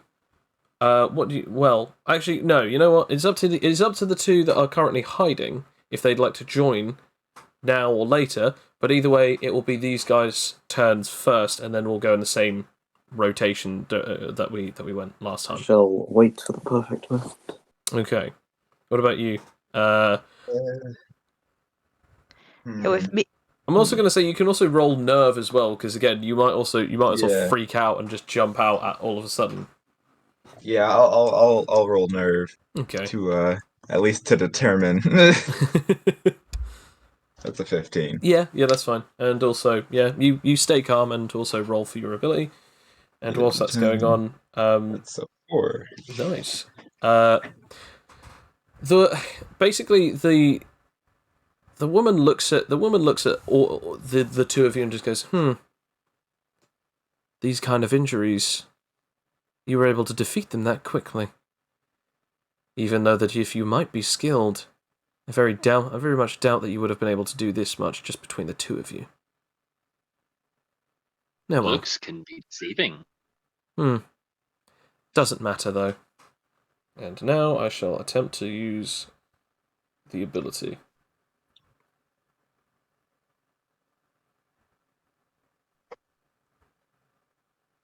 As she rushes towards you, very fast, I might add, Fletcher, as she then takes out what seems to be like a very strange looking like chain, as it's seeming as though she's trying to basically just like tangle you up in it. Mm-hmm. This is her. I guess you could say either attack or something. What would you like to do? You can either use reactive hit to try and bonk her before she can get you. You can use your ability, or you could use acrobatics, finesse, evasion, blocking. I'll try to go for reactive hit. Okay. Yep. Roll your proficiency.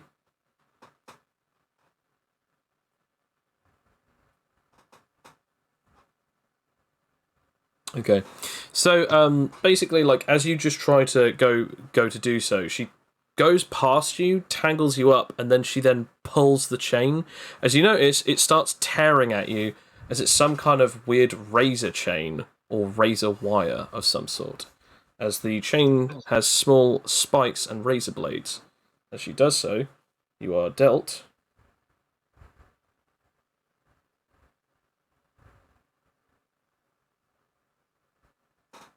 6 points of damage. Ah, it stings. That definitely does sting indeed. And since it does actually cut through your flesh, I also forgot to add this little trick. As you are also caused 2 extra points of bleed. Okay. And this other roided up guy attempts to pretty much just go straight towards you, Adrian. I ready a stance. more or less protecting the man behind me. Okay. Get that poison. As this guy just kind of like rushes straight towards you, and attempts just to throw a punch. Falco. Falco, punch. Fun. Yeah, okay, that'll be fun. Yeah. Please don't get natural 20. Okay. What are you rolling in Probably blocking? blocking. Okay. Yeah. Oh, Oh, okay, just. nice. Okay, CD block it. You'll take. But I force my feet into the ground and take the punch. Okay, so you're taking this. This is okay. I believe it is this much damage. No, wait, no, it isn't. It's. Oh, I hate this combination of numbers. There we go.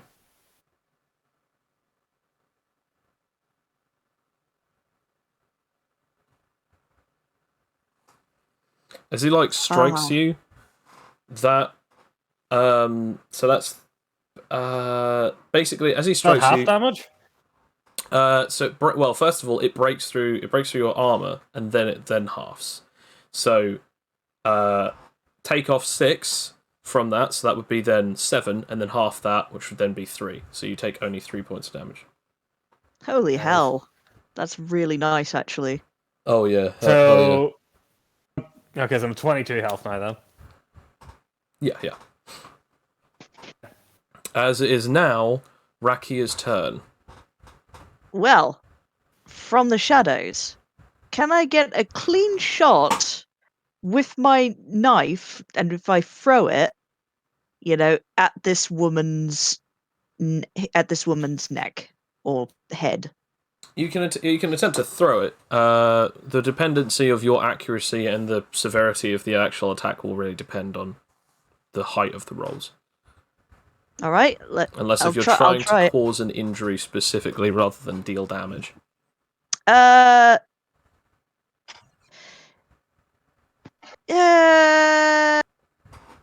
You know what? I think I will. I'm just gonna try and if I can try and get her in the head to try and throw her off balance to release my friend. Oh, she's not still entangled him. It's just she literally did that to sort of just basically like wrap it around and then quickly pull it off of him, just to sort of like slice him all over his body. Well, that's horrible. Yeah, it's not necessarily to bind someone indefinitely. Right. It's just basically to just cut them everywhere.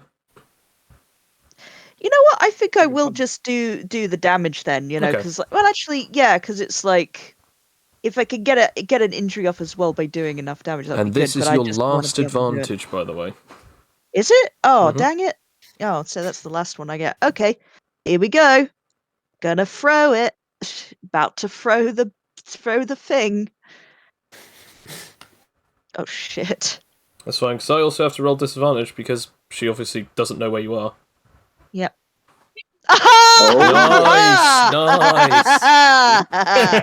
Natural one. Roll damage.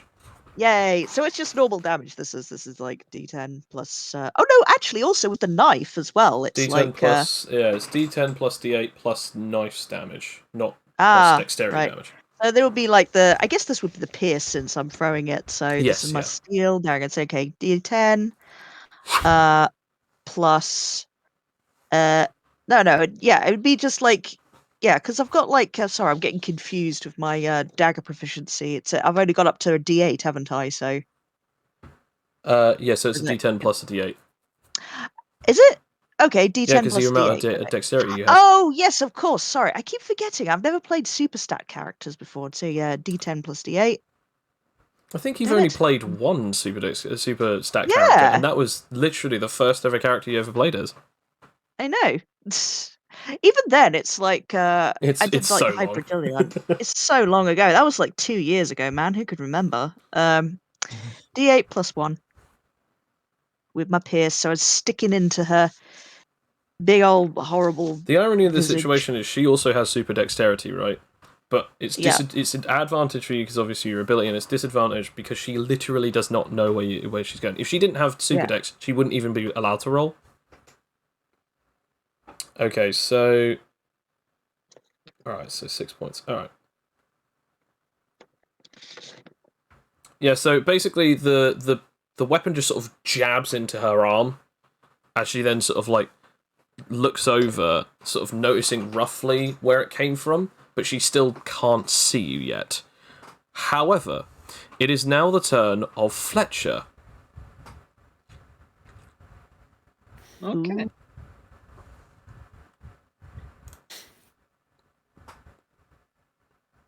Well, I didn't appreciate all of the tiny cuts.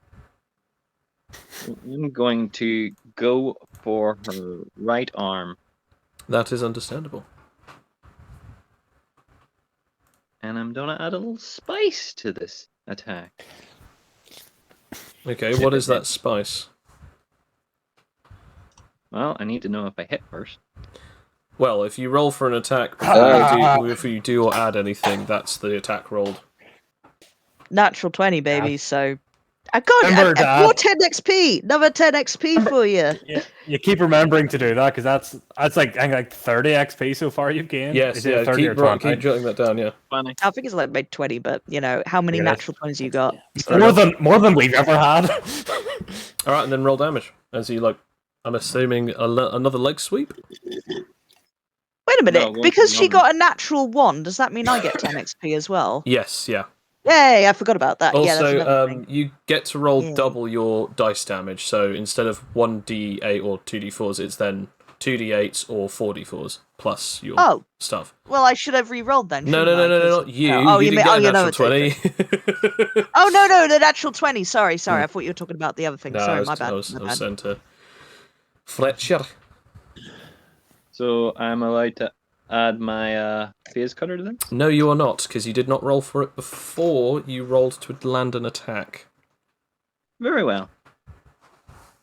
Either way, that is a lovely chonky bit of damage. Hopefully I break her arm and she drops her weapon. Plus that. Boosh. Badoosh. Where are you hitting her again, sorry? The arm she's carrying her weapon. Oh, that's good then. Because, yeah, you hear another snap as it's definitely broken. As, like, she screams out and then immediately hits the ground because she's now unconscious due to the amount of damage that you've dealt her. Woo! Can I take her pen? You can next round, since you've ended your turn with an attack. As it is now the turn of Adrian. Can I attempt the poison now? You I know can it works. indeed. Yes! Okay, so you add It poison lives! to your little blade or your little stinger. I lower my fist from the block and aim for a punch to like the right bicep. Okay. I'm assuming I'm like probably half the height of this guy. Yeah. He's about he's about 6 foot. Yeah, it's super strength. Probably doesn't help. I'm assuming this guy has super strength. No, he's just using a dex-based thing, so he just dodges your attack, like sort of like a boxer, just suddenly dodging a jab. As it is now his turn, as he attempts to go for an actual strike again. Okay. As this time he's bringing his fist down towards you. Oh. The block fails. The block indeed fails as you try to put up your hands, but it's too late as he does indeed strike you in the face. I need to roll this damage again. I just need to find where the damage that I rolled was. I can't remember what the damage I rolled No, was. it did 13 damage, whatever it was. It's D10 plus D4 plus 6. Yeah. There it is. There it is. Copy. Paste. I mean, it just means D10 plus D4. More or less. Basically, yeah. Basically, to you it does, yeah. Yeah. So it's a 13. He only does 13, yeah. So yeah, he does 13 damage. Does that break your vitality? No, it does not. I'm on it. So Got you. two. There we go. So you're now on. There we go. Nice. Okay, so yeah, he basically punches you in the face. Your chitin definitely, like, again, thanks to your, like, exoskeleton, you are relatively safe from quite a bit of the brunt of the force, but it still hurts, as it is... Oh. As it is the end of his turn, and it's back to Rakia. Now, I will ask the other two, are you joining in at any point? You have heard... I may join now. Yeah. Okay. I think it's probably good to start joining in. I'm going to say both of you must roll move speed. Okay. Let's see.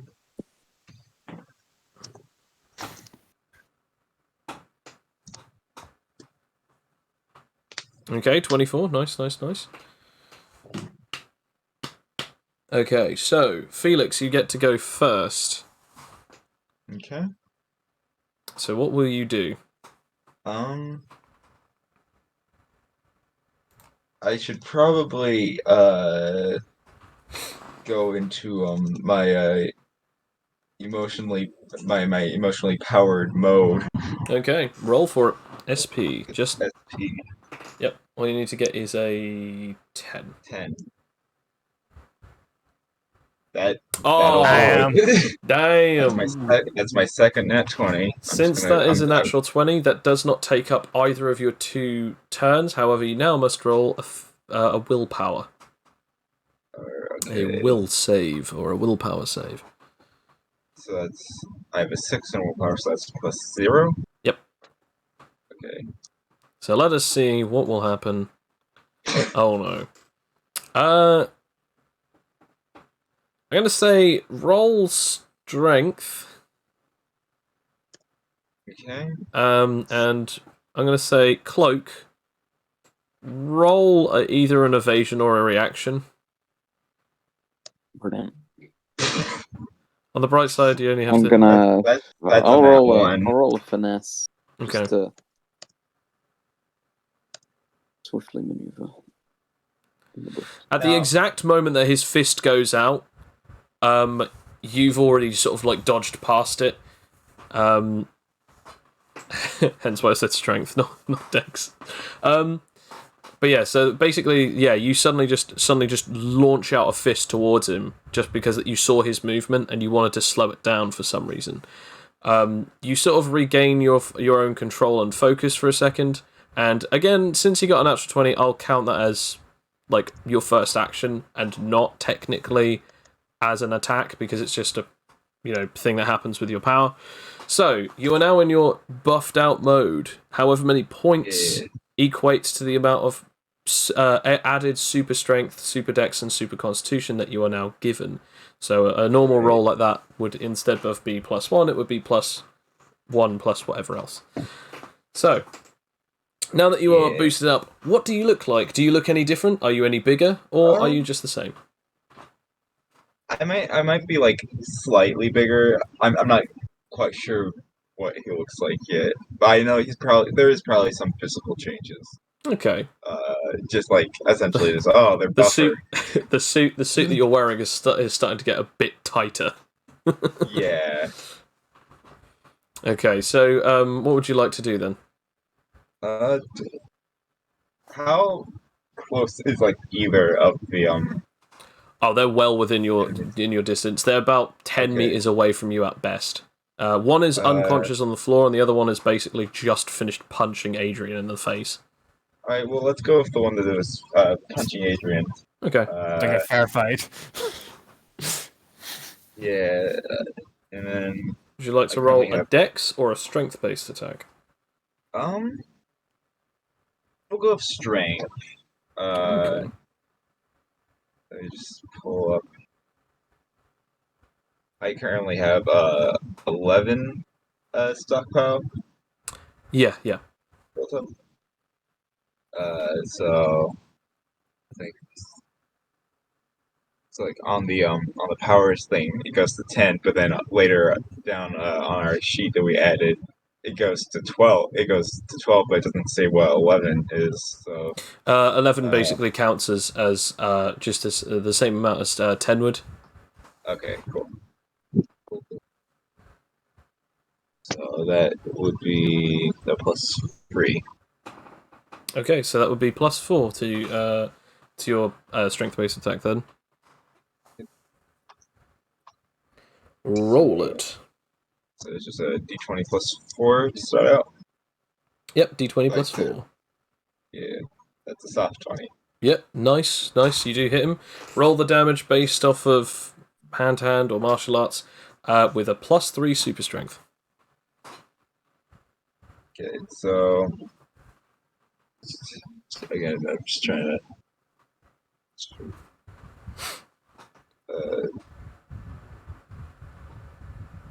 Would that be a d12? Yep, or 2d6s if you want. Yeah. Smash That's a him lot. with the might of Okay, -1. Okay. Smash him with the might of a pillow. Float like a butterfly, sting like a slightly angrier butterfly. It's like I walked up and I flicked him. Flicked his ear, so he did. Ow. As That's Bill, mildly irritating. it is now your turn. Yeah, I guess I will try and sneak attack. Okay. I think I don't know. I'll probably go for an injury and try and stick it in his throat. Which Okay, sounds really roll weird. stealth.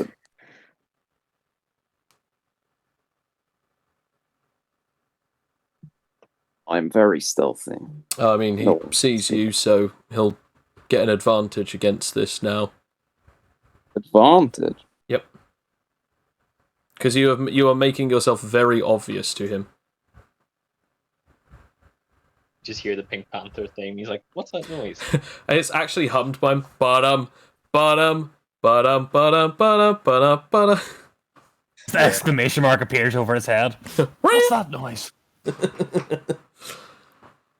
He's just singing to himself Snake Eater whilst he's like whilst he thinks that he's in the bushes, but he's actually just a couple of millimeters outside of the bushes, and he's not even crawling, he's walking, but like overly cartoonishly tiptoeing, so it's very visually obvious. And just as he's about to punch, Snake Eater! Oh. Whoa. I know that's a different song and that's from a different game, but it's still Metal Gear Solid. Yeah, so what are you doing, Bill?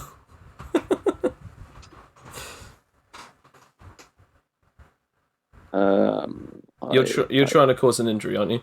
Yeah. Okay, roll for Dex. So I shout, "Here, catch!" Okay. Here, catch! Okay. Catch it, you fool! Okay, so again, this is with advantage. Again, this is going to be an evasion. He dodges the very obvious guy throwing a very obvious knife at him, which is attached to a rope. But yeah, he dodges it, and it is now the turn of Rakia. What will you do, Rakia or Rakia? I don't know exactly how you're pronouncing that. Rakia. I'm going with Rakia because of the rake. See, you see what I did there. Very clever. I guess since we've only got one opponent now, I'm going to try and jump on him and just sort of like kind of like Crouching Tiger, Hidden Dragon style, just like give her give him a roundhouse kick from the bushes. Okay, all right. Roll for that. Okay, yeah, +7. All right, and it's no advantage. This is it? Because even though it's super dex. I'll say you've not got an advantage, but this guy's rolling disadvantage. Actually, no. Yeah. In fact, just roll, and all you have to do is get a minimum of 10, because this guy still hasn't seen you. Oh, I see. Okay. And well, he I got doesn't a minimum have of super 10. dex. Yeah. Okay. Roll for damage. Because again, hey, look, I said he didn't have any. He didn't have any dex, and I said if someone didn't have dex, they wouldn't have been allowed to roll. This guy has super strength but no dex. Okay, there we go. Oh wow! I've critted on a few of these. Nice, awesome, yeah. Okay, 23. I shall roll for the dreaded Constitution.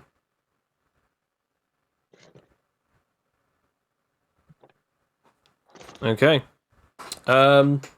Yeah, you knock him unconscious, but no further injury is given. Suddenly, the sort of veins that were popping out on his body suddenly start, like, shrinking down. His bulk of his body starts shrinking down as well. As you have knocked out these guys. And quite literally, this other dude who's still been, like, impaled, I actually have yet to roll for his bleeding. Agent B. Crawford just looks absolutely furious at He this. is now either unconscious or dead. He's just not moving. As, like, the guy that you were defending is just, like, he's covered in his own blood. He's sleeping. No, not that. Adrian is just furious that you took the fair fight that they were having and cheated, more or less. Do you outwardly state that, by the way? Yeah, I mean, yeah. Okay. Please don't try. I had a fair fight there. Please don't try and interrupt them again with this unfairness.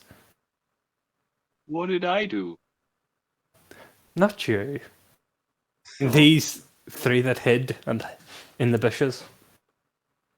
I'm going to say roll nerve juice, because obviously not only you roided out, but also it's like, you're like, that might be a little miffing to you if you are unable to keep your... I mean, yeah. No, you hold your tongue for now. Roll, obviously roll to increase your stockpile. Do you want me to roll, like, persuasion for this? No. It's not that. It's just basically it's that thing of like, would that specifically spark anything out of the guy who just literally lost his cool for a second and tried to punch his teammate? But if anyone else would like to say anything about that, they can. All you see is like Rakia just sort of like cock her head like a dog that's confused and just sort of like make confused noise, just not really understanding why you're mad. Am I allowed to roll power knowledge to see if I know what his ability is? Yeah, you can roll power knowledge. Also, if anyone would like to do anything, you're now welcome to, because you're no longer in the combat system, so you're no longer inside. Pins. I'll take the pin from the guy. Okay. But still kind of like angered that you have no idea what powers they had, and yeah, roll. I guess roll investigation on for the guy, and also Rakia, if you want, you can roll investigation on the unconscious girl. Yeah, I will Might as well have just pick all up of the the guns that are there on investigation the floor. of one. Okay, yeah, fine. You pick up 2 guns. You find his badge. Well, obviously you take his badge off because it's the visually obvious one, but you also find 3 badges in his pocket. Also, his point counter is no longer on his arm, and his point counter is now transferred over to Rakia. As Rakia, you now suddenly look at your wrist whilst you're like clearing this out, and you notice that it's gone from whatever number that you had plus 59. Oh, that's very nice. I mean, I'll have to do a little bit of math on that. As for Fletcher, your point counter has increased by. I'm gonna also have a look here. Your point counter has also increased by 51. Ooh. I got 138 points now. And as for the other 2 that you killed, Rakia, you've also increased by 40 points. Oh, even more. Yep. Guy behind us, can I attempt to kind of try and like make sure he's not dead? Can I try and like find a way to make him so he's going to be okay somewhat? So, did you say 48 points? Did you say 48 points? No, just an extra 40. Extra 40, yeah. Right, okay. When you go and have a look at this guy, you notice that his breathing is incredibly shallow. After you do so, you notice that the glowing on his arm starts disappearing, and your point counter increases by 15. Okay. Check on the guy who I broke his leg. Is he still alright? Is he dead? He's still alive, but he's just like in a lot of pain. Do you need a hand?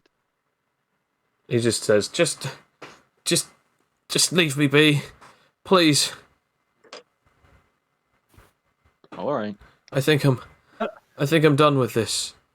As you then suddenly just see his armband disappear, points are added to you again. This time you are added an extra 21 points to your counter, and suddenly he disappears.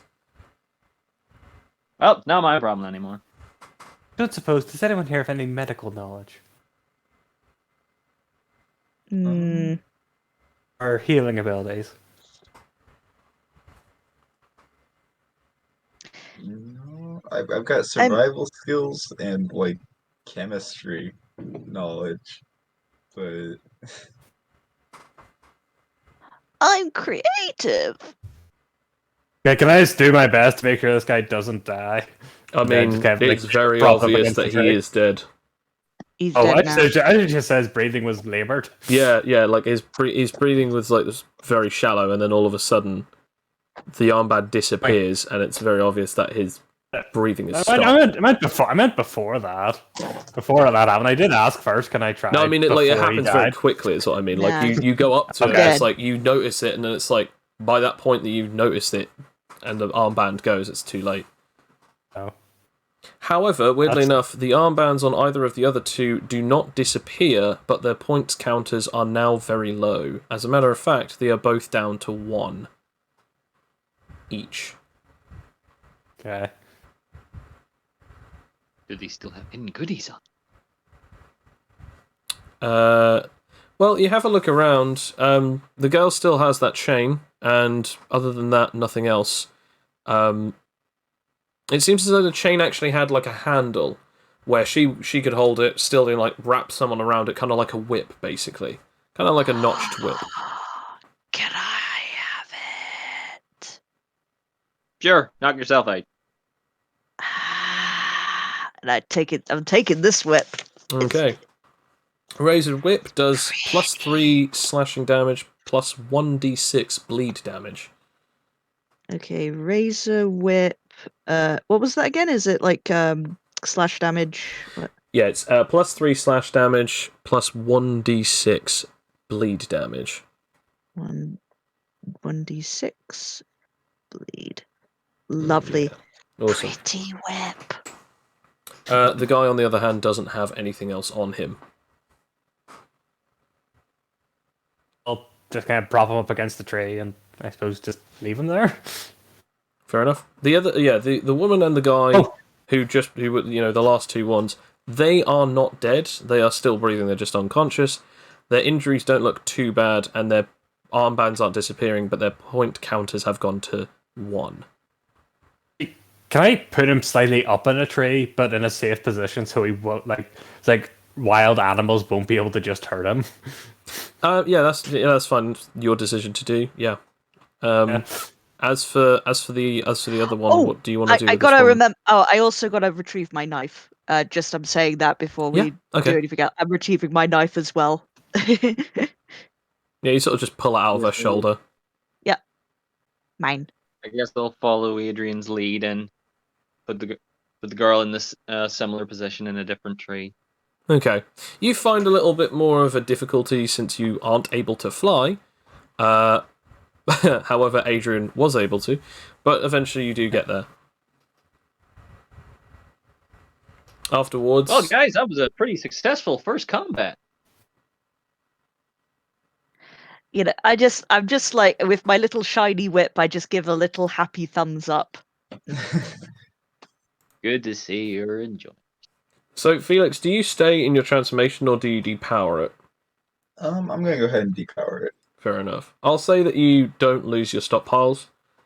So when you depower, you just keep whatever you had left. Yeah. Since you had since you added +9, I think you're now up to your maximum, which is 14. Right. Yes, correct. Okay. You sort of see him shrink down a bit, basically.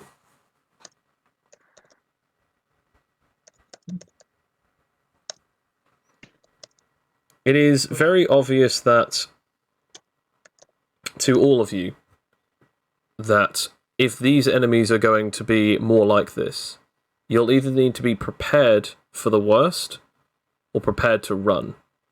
None of them seem to have any other items on them other than the razor whip and the amount of pins.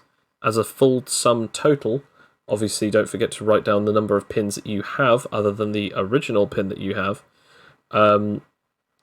But you now should have at least about 6 in total as a team. Yeah. On top of your original 5 that everyone should be wearing. So in other words, you have your personal pin and stolen pins. 11 pins in total.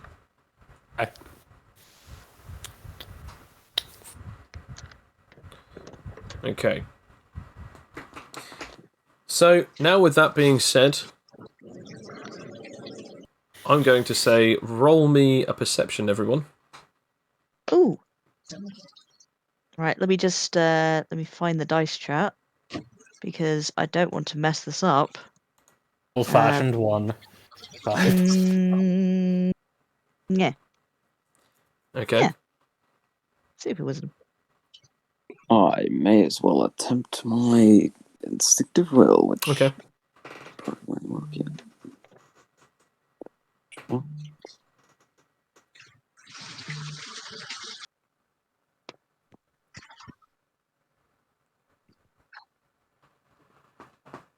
As we're waiting.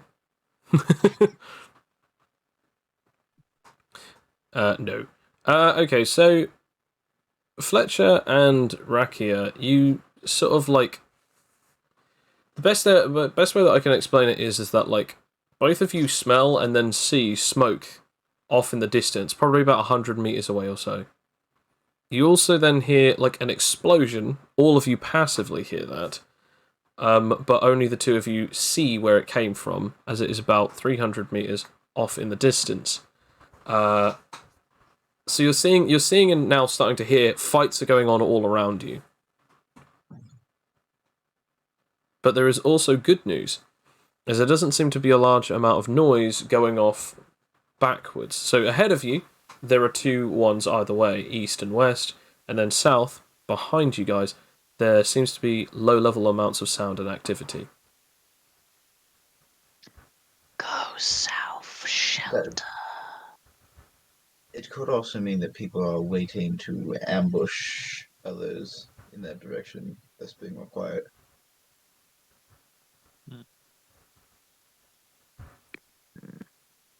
Fletcher, you're the one who's seeing and hearing this kind of stuff. You're noticing this kind of stuff. Do you have any particular preference, or even any particular way that you might want to facilitate that? Do you tell them?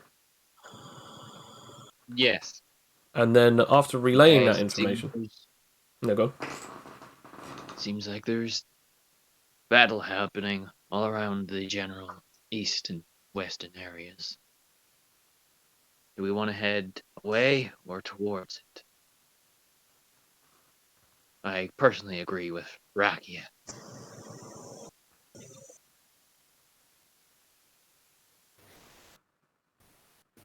Adrian? I also agree. Okay. I think we should head south for the moment. Does anyone feel like the opposite, or is everyone agreeing? Couldn't we find some water? It could be water more south. Maybe I could roll something. Perhaps I could roll.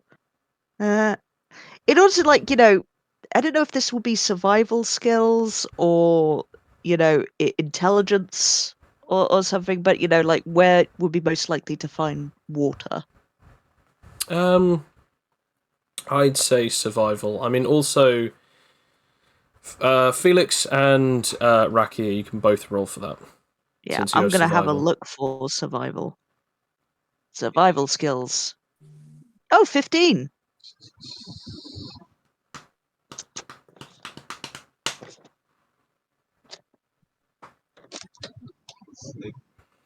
Okay. Based on prior experience, you feel like maybe if you climbed up to the top of a tree, you might be able to see where water is. Obviously, you could try the old trick where you get two sticks and see if they connect to each other, but you're not necessarily sure if that would actually work. So you're pretty much stuck with two options. Test out getting up to the highest point and seeing if you can maybe get bird's eye view, or someone else doing that for you, or just going off in a direction that is the most safe and just hoping for water. You wish to be lifted upwards so we can take a look. Do you actually explicitly state this information yet? First, Yeah, Rakia? I do. Yeah, well, in the Rakia way of like, find the highest point, view for water, in trees. Since this is being broadcasted to the rest of the party, it's most important for everyone to remember this, that obviously when it comes to what Rakia is saying, there are two issues. One, yes, you could climb up to the top, or B, you could obviously get Adrian to fly. But everyone roll me an intelligence or a wisdom check. I am going with intelligence this time because it's the same. Let's go with wisdom. Very bright. Oh well. My Adrian. Oh, we're so dumb. My Oh, we're rolls are so. great today. Roll, I'm going to say Adrian, roll Felix! SP. You saved us, Felix. Oh, thank Oh. God, Fletcher's got a head on his shoulders. You start flapping your wings because you're thinking, oh, I'm just going to go up, as Fletcher says, wait a minute. As Fletcher, it's up to you if you want to actually stop them and then say this, or if you want to just think this and that's it. But I'll tell you what actually happens. Basically, you realise, well, if someone flies above those trees, there might be someone waiting. And obviously, if you fly above the trees too haphazardly, that will beacon either that A, someone is there, or B, if someone saw Adrian transforming into a wasp person, they're going to know, oh, those lot were in a team, and therefore they'll know where to get the point. So in other words, strategically, it's possibly best not to fly up unguarded, I guess you could say, or without any proper caution. Do you outwardly state this before they do this, or do you try and stop them, or do you just think this and go, oh, this is bad, but on the other hand, fight? Well, we don't want half the world knowing where we are. Adrian, do you think that's a good idea? You might give away our position. Be cautious. If you want, I do have an alternative idea. Let's hear it. You see them kind of look down, almost semi-embarrassed at this proposition. I could just become a wasp. I could just become a wasp and fly above the trees that way. I doubt anyone would be able to see me like that. But you are a wasp. I'm going to say, Fletcher, with your intelligence or your wisdom roll, that is the best course of action that you have been, based on the evidence that you've been brought. I agree. Smaller would be definitely harder to see. By the way, the only difference between Felix's role and Fletcher's role in this particular situation was Felix also thought that wasn't a good idea. Fletcher knew that if people saw her, basically if the whole thing of, oh, people saw you transform right at the beginning of the game, and they also saw all of us talking and blah blah blah, people would know that we're together, in other words. So that's what you figured out, but both of you, both Felix and Fletcher, figured out, going out would, potentially could cause people to see you and catch notice of you. Okay. I will kind of scratch head and then transform into a wasp. My miniature wasp form. Roll for it. It's about. Yep.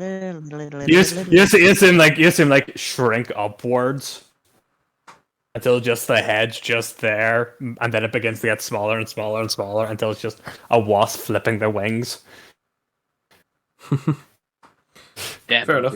Like a really creepy anamorph. How far is your flight height? Move speed, the size of my move speed, so it's 23 meters. Okay, yeah, that's fine. I'm pretty sure that's high enough to get over these trees. Oh, yeah, definitely, yeah. I will fly as high as I can. You fly as high as you can. Roll me a perception. Oh, my bad stat. Oh, Sam, no. This is why I said this is why this is a bad idea. I only have a +1 in perception. Hey, It's enough. It's enough. You It's see enough. You see the edge of a bank, and that bank is just a small trickle of water, meaning that you're actually relatively, or could be relatively close to a water source. Only problem is, it's relatively close from where the smoke is to the east. Is there any other brooks or ponds or anything besides that one over there? Not within the eye shot of you, because within this large area, so far you can only see those out of the amount of trees. You are quite far inland. You would either guess close to the centre, or you would guess relatively close. However, I will explain this. You do see hundreds and hundreds, if not a couple thousand kilometres away, off in the distance, you see a large hill-ish mountain.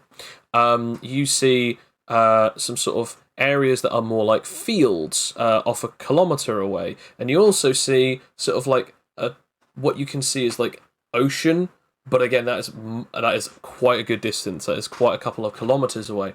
This island is rather big, and you might very well be slap bang in the middle of it.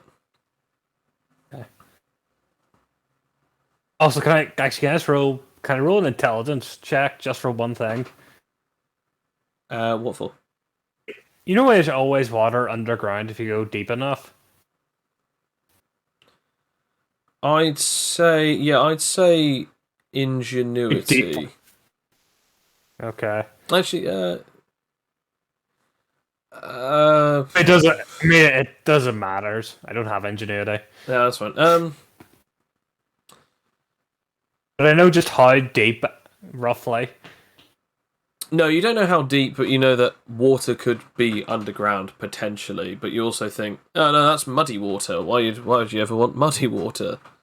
And you just sort of think your best bet is either to go to that riverbank, or to hope that you can find water somewhere else as you travel in a different direction. Okay, I will lower back down, and I will Can I transform immediately back to hybrid mode, or Only if I you have to roll. You can de-transform, or you can roll to retransform. No. Oh, I de-transform. Okay. Probably do a bit of a small fall, as I expected to a wee stumble, as I anticipate to transform back into the hybrid mode, not normal mode, for writing myself into proper position. As everyone looks to you for the answers, as you went up and flew, you've now come back down. Everyone is waiting on you. We will explain the geography of the situation, from the mountains to the river to the fields and the cacophony of trees that we have around us. Very well. And that perhaps there may be other rivers, but the trees are blocking my viewpoint at that point. Based on the concept, you have 3 particular locations that are the biggest ones. You currently have the woods/forests that you are currently in the middle of. Off to the east, there is the riverbank, but even further east, about 2, if not 1.5 kilometres away, there is the large mountains. Off to the west, there is the large meadows, and off back south and north are 2 separate beaches, although they are a good 2, if not 3 kilometres away, because this island is around about 6 kilometres in diameter.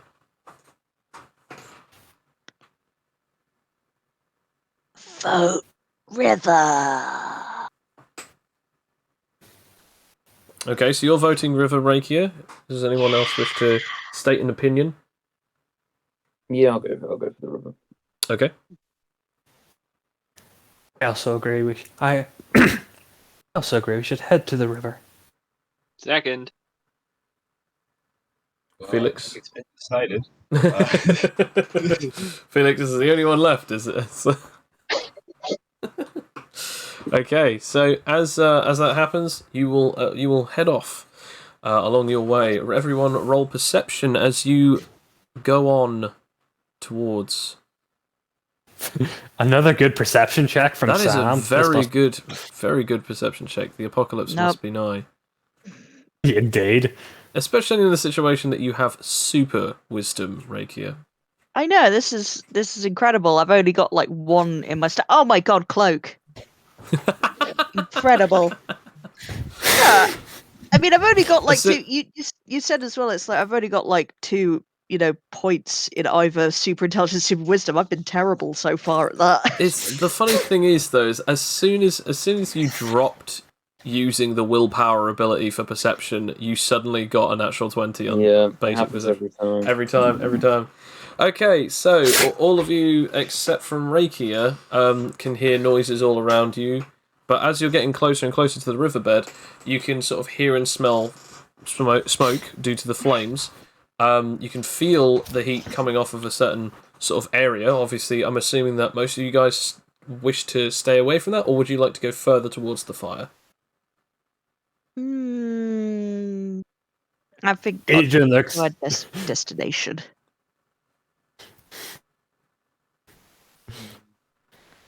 I think we would want to avoid the fires. What do you think, lads? Fire bad. very much agree with Rakia on this. I was thinking the same. Cloak, on the other hand, as well as Felix, the two of you are actually sort of feeling some very uneasy vibes. Like, so something generated a fire near here, but where are the bodies? Where is the blood? Where is anything? Cloak, on the other hand, you're not noticing necessarily anything like that, but instead you're picking up something even more specific. You can feel there's sort of a strange sort of... The best way to explain it is you can hear noises, but the noises are almost like as if they're being louder than they should be. Like, you can't see anything, but yet you can hear very loud noises, which is strange. It's like large snaps, large crashes, large shouting and yelling. But you're like, it sounds almost like as if they're very close to us, but they're not because we don't see anyone. Everyone else can hear the shouting, and they assume that it's close, but based on your perception, you know that can't be true. As you eventually start nearing the river, as you guys are still within the woods and woodland area, but you can start seeing now like the pebbles either side, the pebbles from basically the riverbank, as you're now sort of getting closer and closer to it. As the trees begin to thin out. What do you wish to do? Continue forward or do something else? Yeah. I think we all continue forward. We're going to try and get survival skills. Trying to survive in this crazy, crazy island. Okay, so you're going to continue forward. Adrian, you are. Cloak, what about you?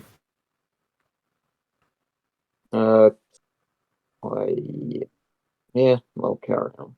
Okay, Felix, you're also carrying on. And Fletcher? I'm following the crowd. Okay.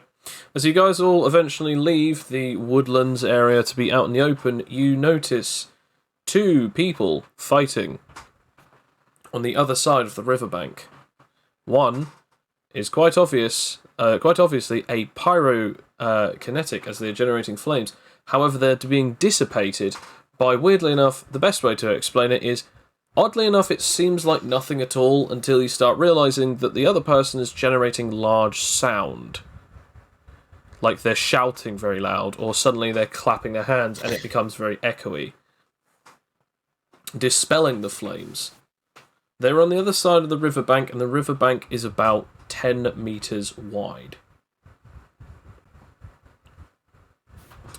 So, what would the lot of your party like to do? As I will state this, neither of them have noticed you yet. water quietly. Let the one pick off the other, and then we take them in his weakened self. Adrian, does that sit right with you? No, Hmm. not at all. We're either going to fight them properly, or we're not going to fight them at all. Exactly. Fold hands. No, no. We can't do that. Cloak, Felix, and Fletcher, do you feel the same level of honor-bound nonsense as Adrian, or do you think that Rakia has a point, or do you have your own opinions on this matter? I don't really care. We can either get the water and leave, or get the water and finish them off. I mean, it depends on how weak they're looking by the time we got our water. I mean,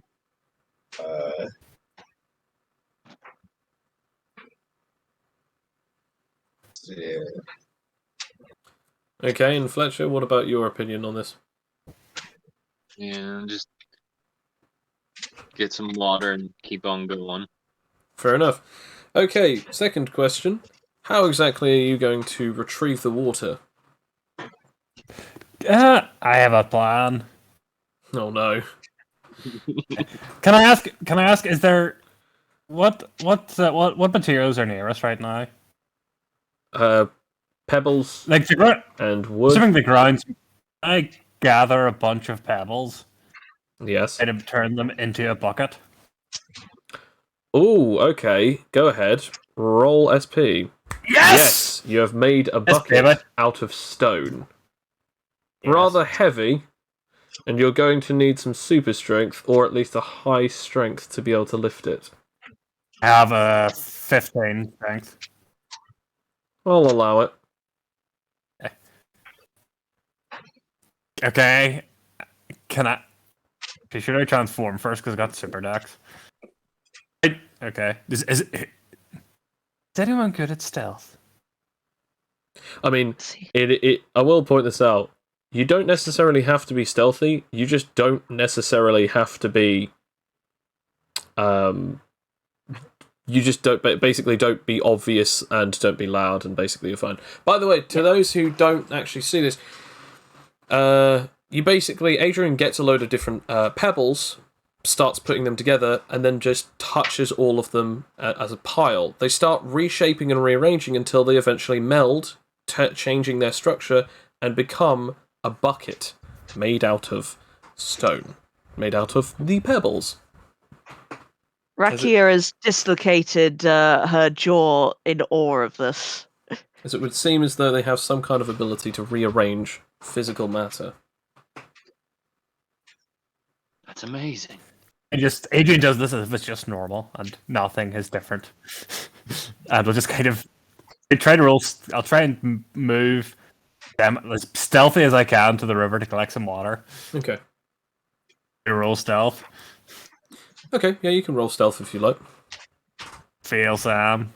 Yeah, 20, that's okay. baby. Yeah, that's okay. Yeah. As you quietly go off, put the pail in the river. However, it has now become very difficult, and therefore you must roll strength. And I roll it with. Remind, don't have labor. All I have is blocking. Yeah, actually, yeah, you can roll labor. Sure, I had +3 in blocking the entire time. Why did I not Sam. use that? Sam, you. I should have been +8 every time I rolled with blocking. Complete tool. Oh, No! I'm super Yes. strong. I just realised that should be +3. That should be not +3, yeah, +1. but that's fine. That's fine. No, it's 23. It's all bad. Yeah. I just read your thing, Juice. I can't help it. It's just like literally you've said pebbles like 20 times by now, and every time I'm like, what? Oh, what? So what you're saying is we pick up a load of pebbles? Yes. Okay, yeah. So you pick up the pail of water, quite heavy at this point, but you are able to pull it out of the little river and bring it over to your friends without making so much of a sound. There we go. We have water. Good job, Adrian. You now have 1 bucket of water. I'm going to say around about maybe 3 to 4 liters of water.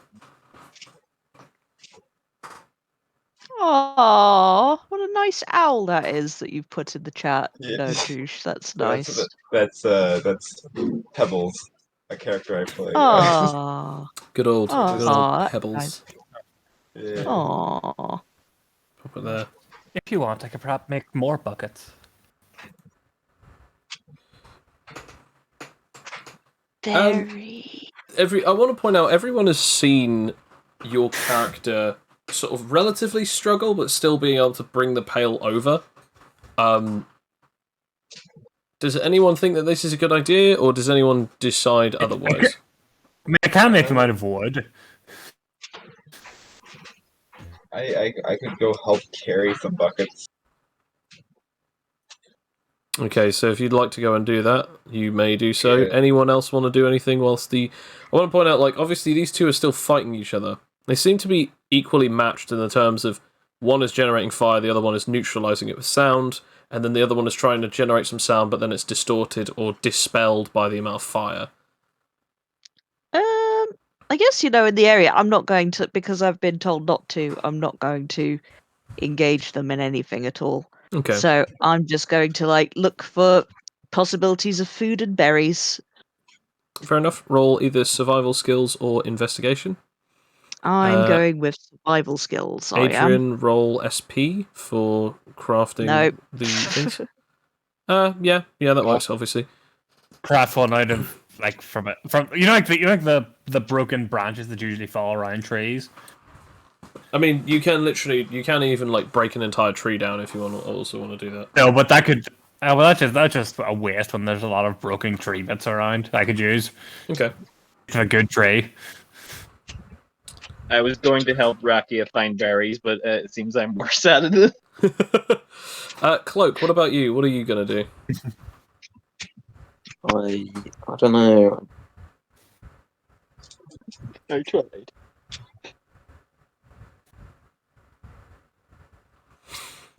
Because there's also Cloak and Felix. Felix, what would you like to do? Like I said, I could help carry some buckets. Okay. Yeah, alright. And Cloak, what are you doing? Helping with buckets or doing something else? I'll keep an eye on these two. Okay. You see them continue to fight. I shall now roll for their fighting prowess. Hopefully they just kill each other and we can go in and grab. So the pyrokinetic eventually launches a fireball, in which the user of sound attempts to dispel it, however gets hit directly, taking... Ooh. I'm so good at writing this.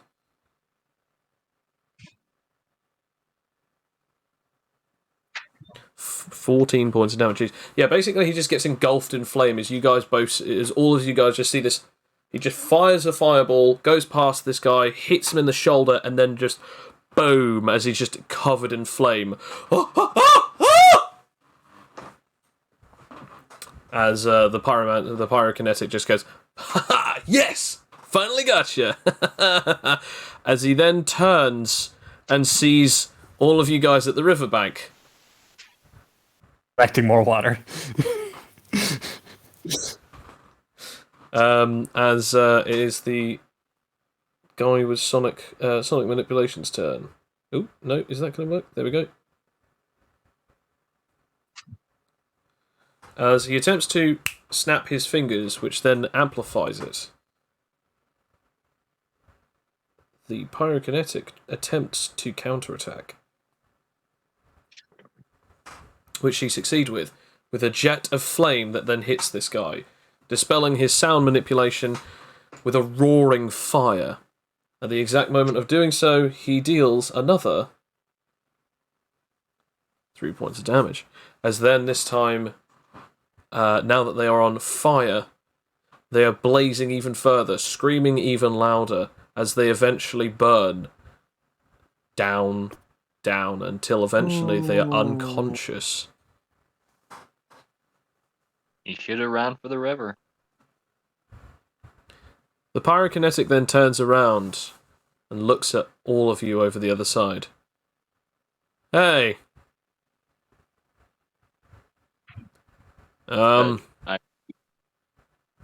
What's up? Good job you get on that guy. Yeah. Thanks. What you doing? Where's your team? You're kidding, right? I don't need a team. Yes, but you would have had one at the beginning. You're kidding, right? You do know that you don't actually have to be in a team. You could have gone solo, but obviously you guys didn't see the checkboxes. Or maybe you did, because you actually had to tick one to say you wanted to be in one. Any reason not to be in a team? Well, you get the entire benefits for yourself, plus it's a better challenge. That's Sorry. true, but it makes it difficult to relax when you don't have someone watching your back. Oh, please. Most of these people are idiots. Every single person always believes that they have what they know is the greatest power on Earth. But the truth is, I'm actually not even here to get to the top. I'm just here to relax and have some fun and get away with murder. I guess you could say it's almost like as if I've been training for this my whole life. Finally, no consequences to my actions other than potentially the only one that matters. If someone kills me, I am killed, and if I kill them, then I get to be the winner, just for a little longer.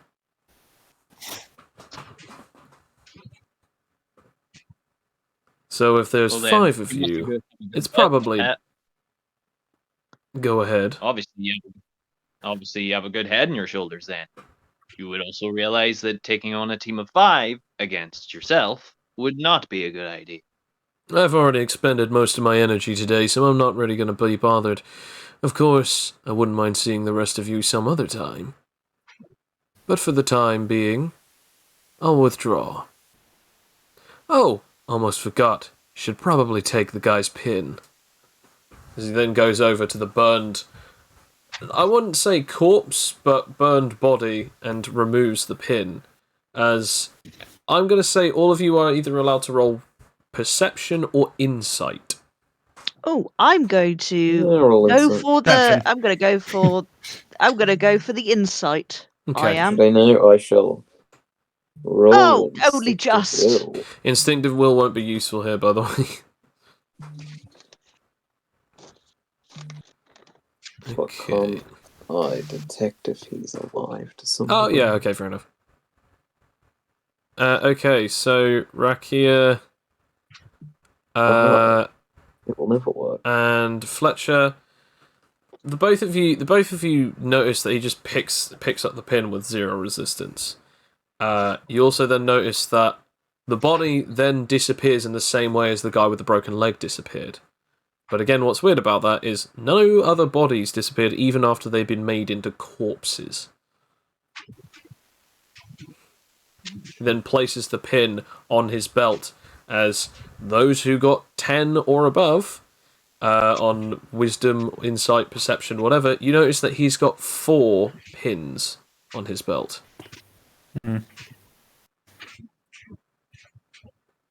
He's doing well for himself. Yeah. Righto. He did fight 1-on-1 too, so it's okay. Quite honored. I should probably get going. That dude did a number on my ears. Alright then. I guess I'll be seeing you at some other time. Or maybe I won't. That's the best part. We never know when our ticket's coming in. As he sort of just walks give, like, away a- and vanishes into the woods either side. I give a on the other faint side. little wave, as if Right. you know. You to slightly acknowledge him hear going away. something as he shouts one last thing, though. As he goes, "Welcome to the Crucible, newbies!" And that is where we shall end our first session of the Crucible of Avarice. Yay! Oh, my throat Yay. really hurts. You shouldn't have done that voice, you fool! Do the blade voice. I Because said I wasn't gonna, but I wanted to because it was. I thought it was funny. Was funny, but it's In painful. character. For Connor, this was your first ever game on the stream, so welcome, Connor. And for obviously for Juice, this is your second game as well. I hope that the both of you enjoyed this just as much as the veterans enjoyed this. Oh yeah, I did. Definitely. I mean, it's shaping up. I'd say. I like that for once my powers worked without failing immediately. Yeah, honestly, dude, I was super surprised when you said that you weren't going to put any modifiers into your or power levels into your structure manipulation, because I was like, this is going to go horribly, but I'm not going to say anything. And it worked for once. You did, and both times as well. Yeah. So now we have buckets for reasons. I don't know Yes. why we went to collect water, but we do. We have it now. We For now the have sake water of for some for the reason. sake of hydration. Yeah. I mean, we've Otherwise, we will die. Mm. Next But time I just build an underground terrace for everyone to live in until we go out. But thank you again for everyone who joined. I will say, if you got any feedback, obviously let me know now, and then obviously we'll stop streaming once everyone has sort of gotten any questions or things that they might need to know. Well, no, not really. I'm just pointing stuff out because you were you were sort of on the money to say that I put all of my levels in trades, which has actually worked out pretty well for me, and that getting loads of successes into my super deck, super intelligence, super wisdom. However, I think that it's so low now. I've gotten barely anything in super wisdom, so I just wanted to point that out. It's just the irony of having having super intelligence and super wisdom, and yet just failing the rolls all the time. So hopefully, I'll be able to advance soon. But Yeah. I think it'll take time, because obviously you've got character levels and power levels and trade levels for you.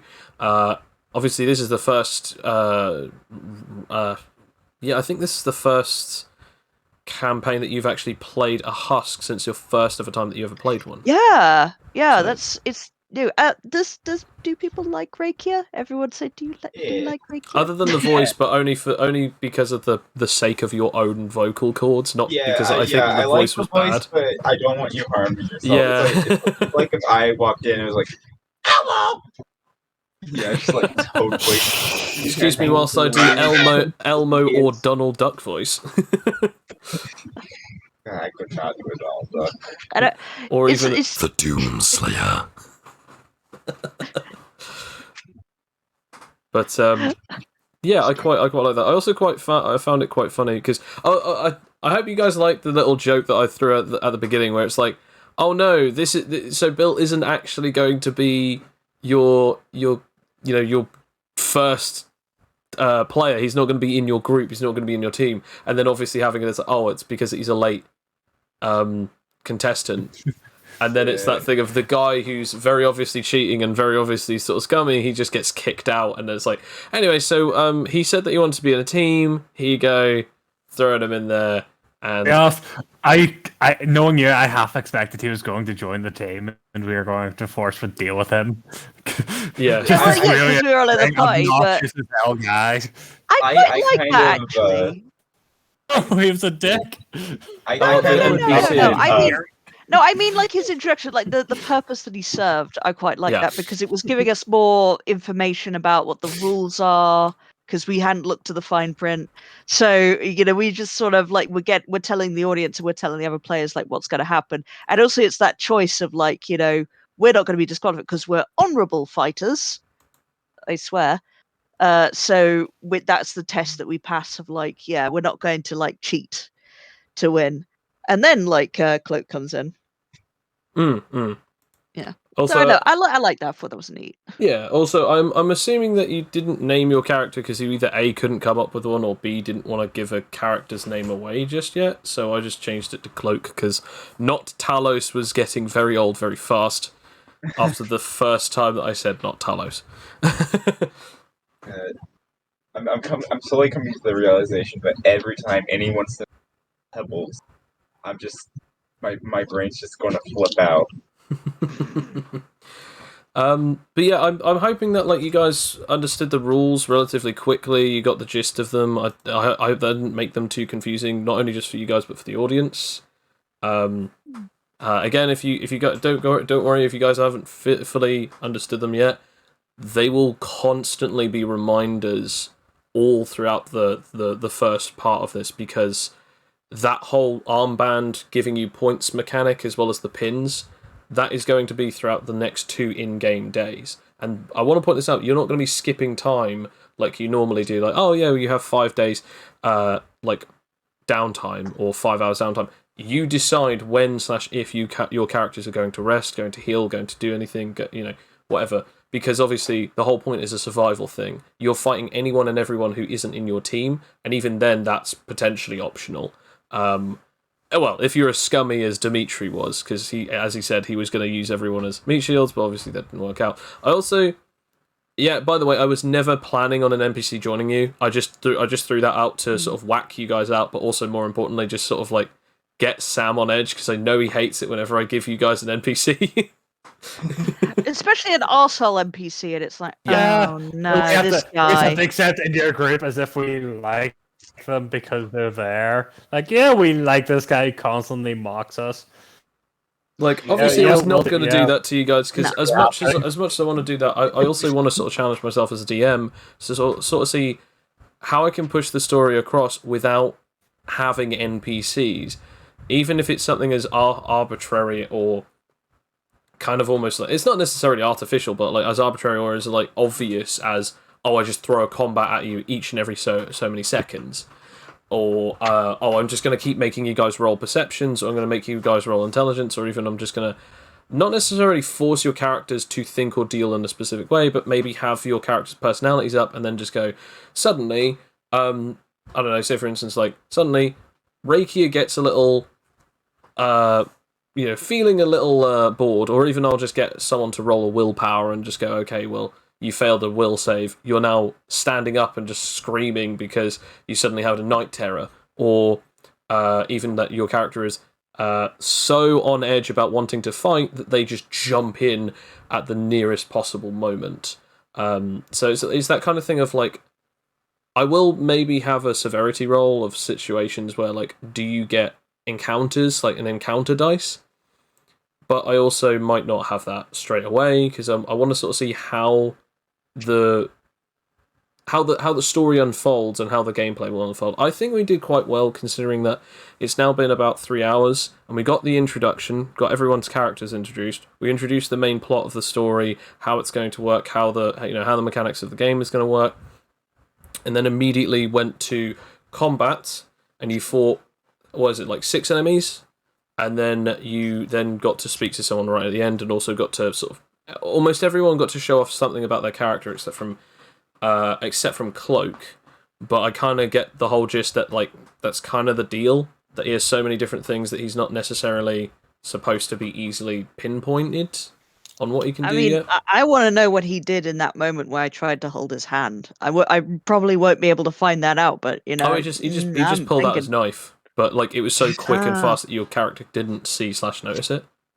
Because it was like a finesse roll and like a 20, like an actual 20. Interesting. Yeah. So meta, you now know, but like in now know, in but game, it was in just like oh, he just pulled his hand away. That was all. Like, But yeah. yeah. Sorry, I touched you without your consent. No touching. Any last questions?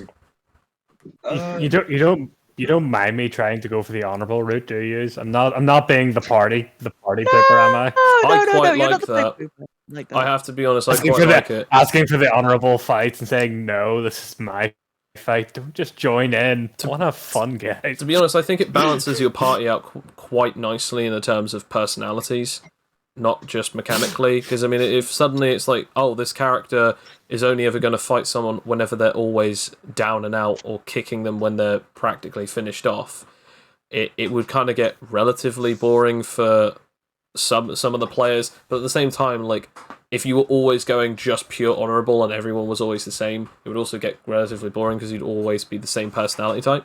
So the fact that all of you are from different places and that you're only sort of working together because that you literally were put together based on the rules, because that you signed up to be in a team, it basically means you're now stuck in this position together. You might as well work together. And so far, no one has had that much of a big enough clash between each other's personalities for it to seem like an issue or a grievance. So who knows? Who knows? We'll see what exactly the future may hold with all of your characters.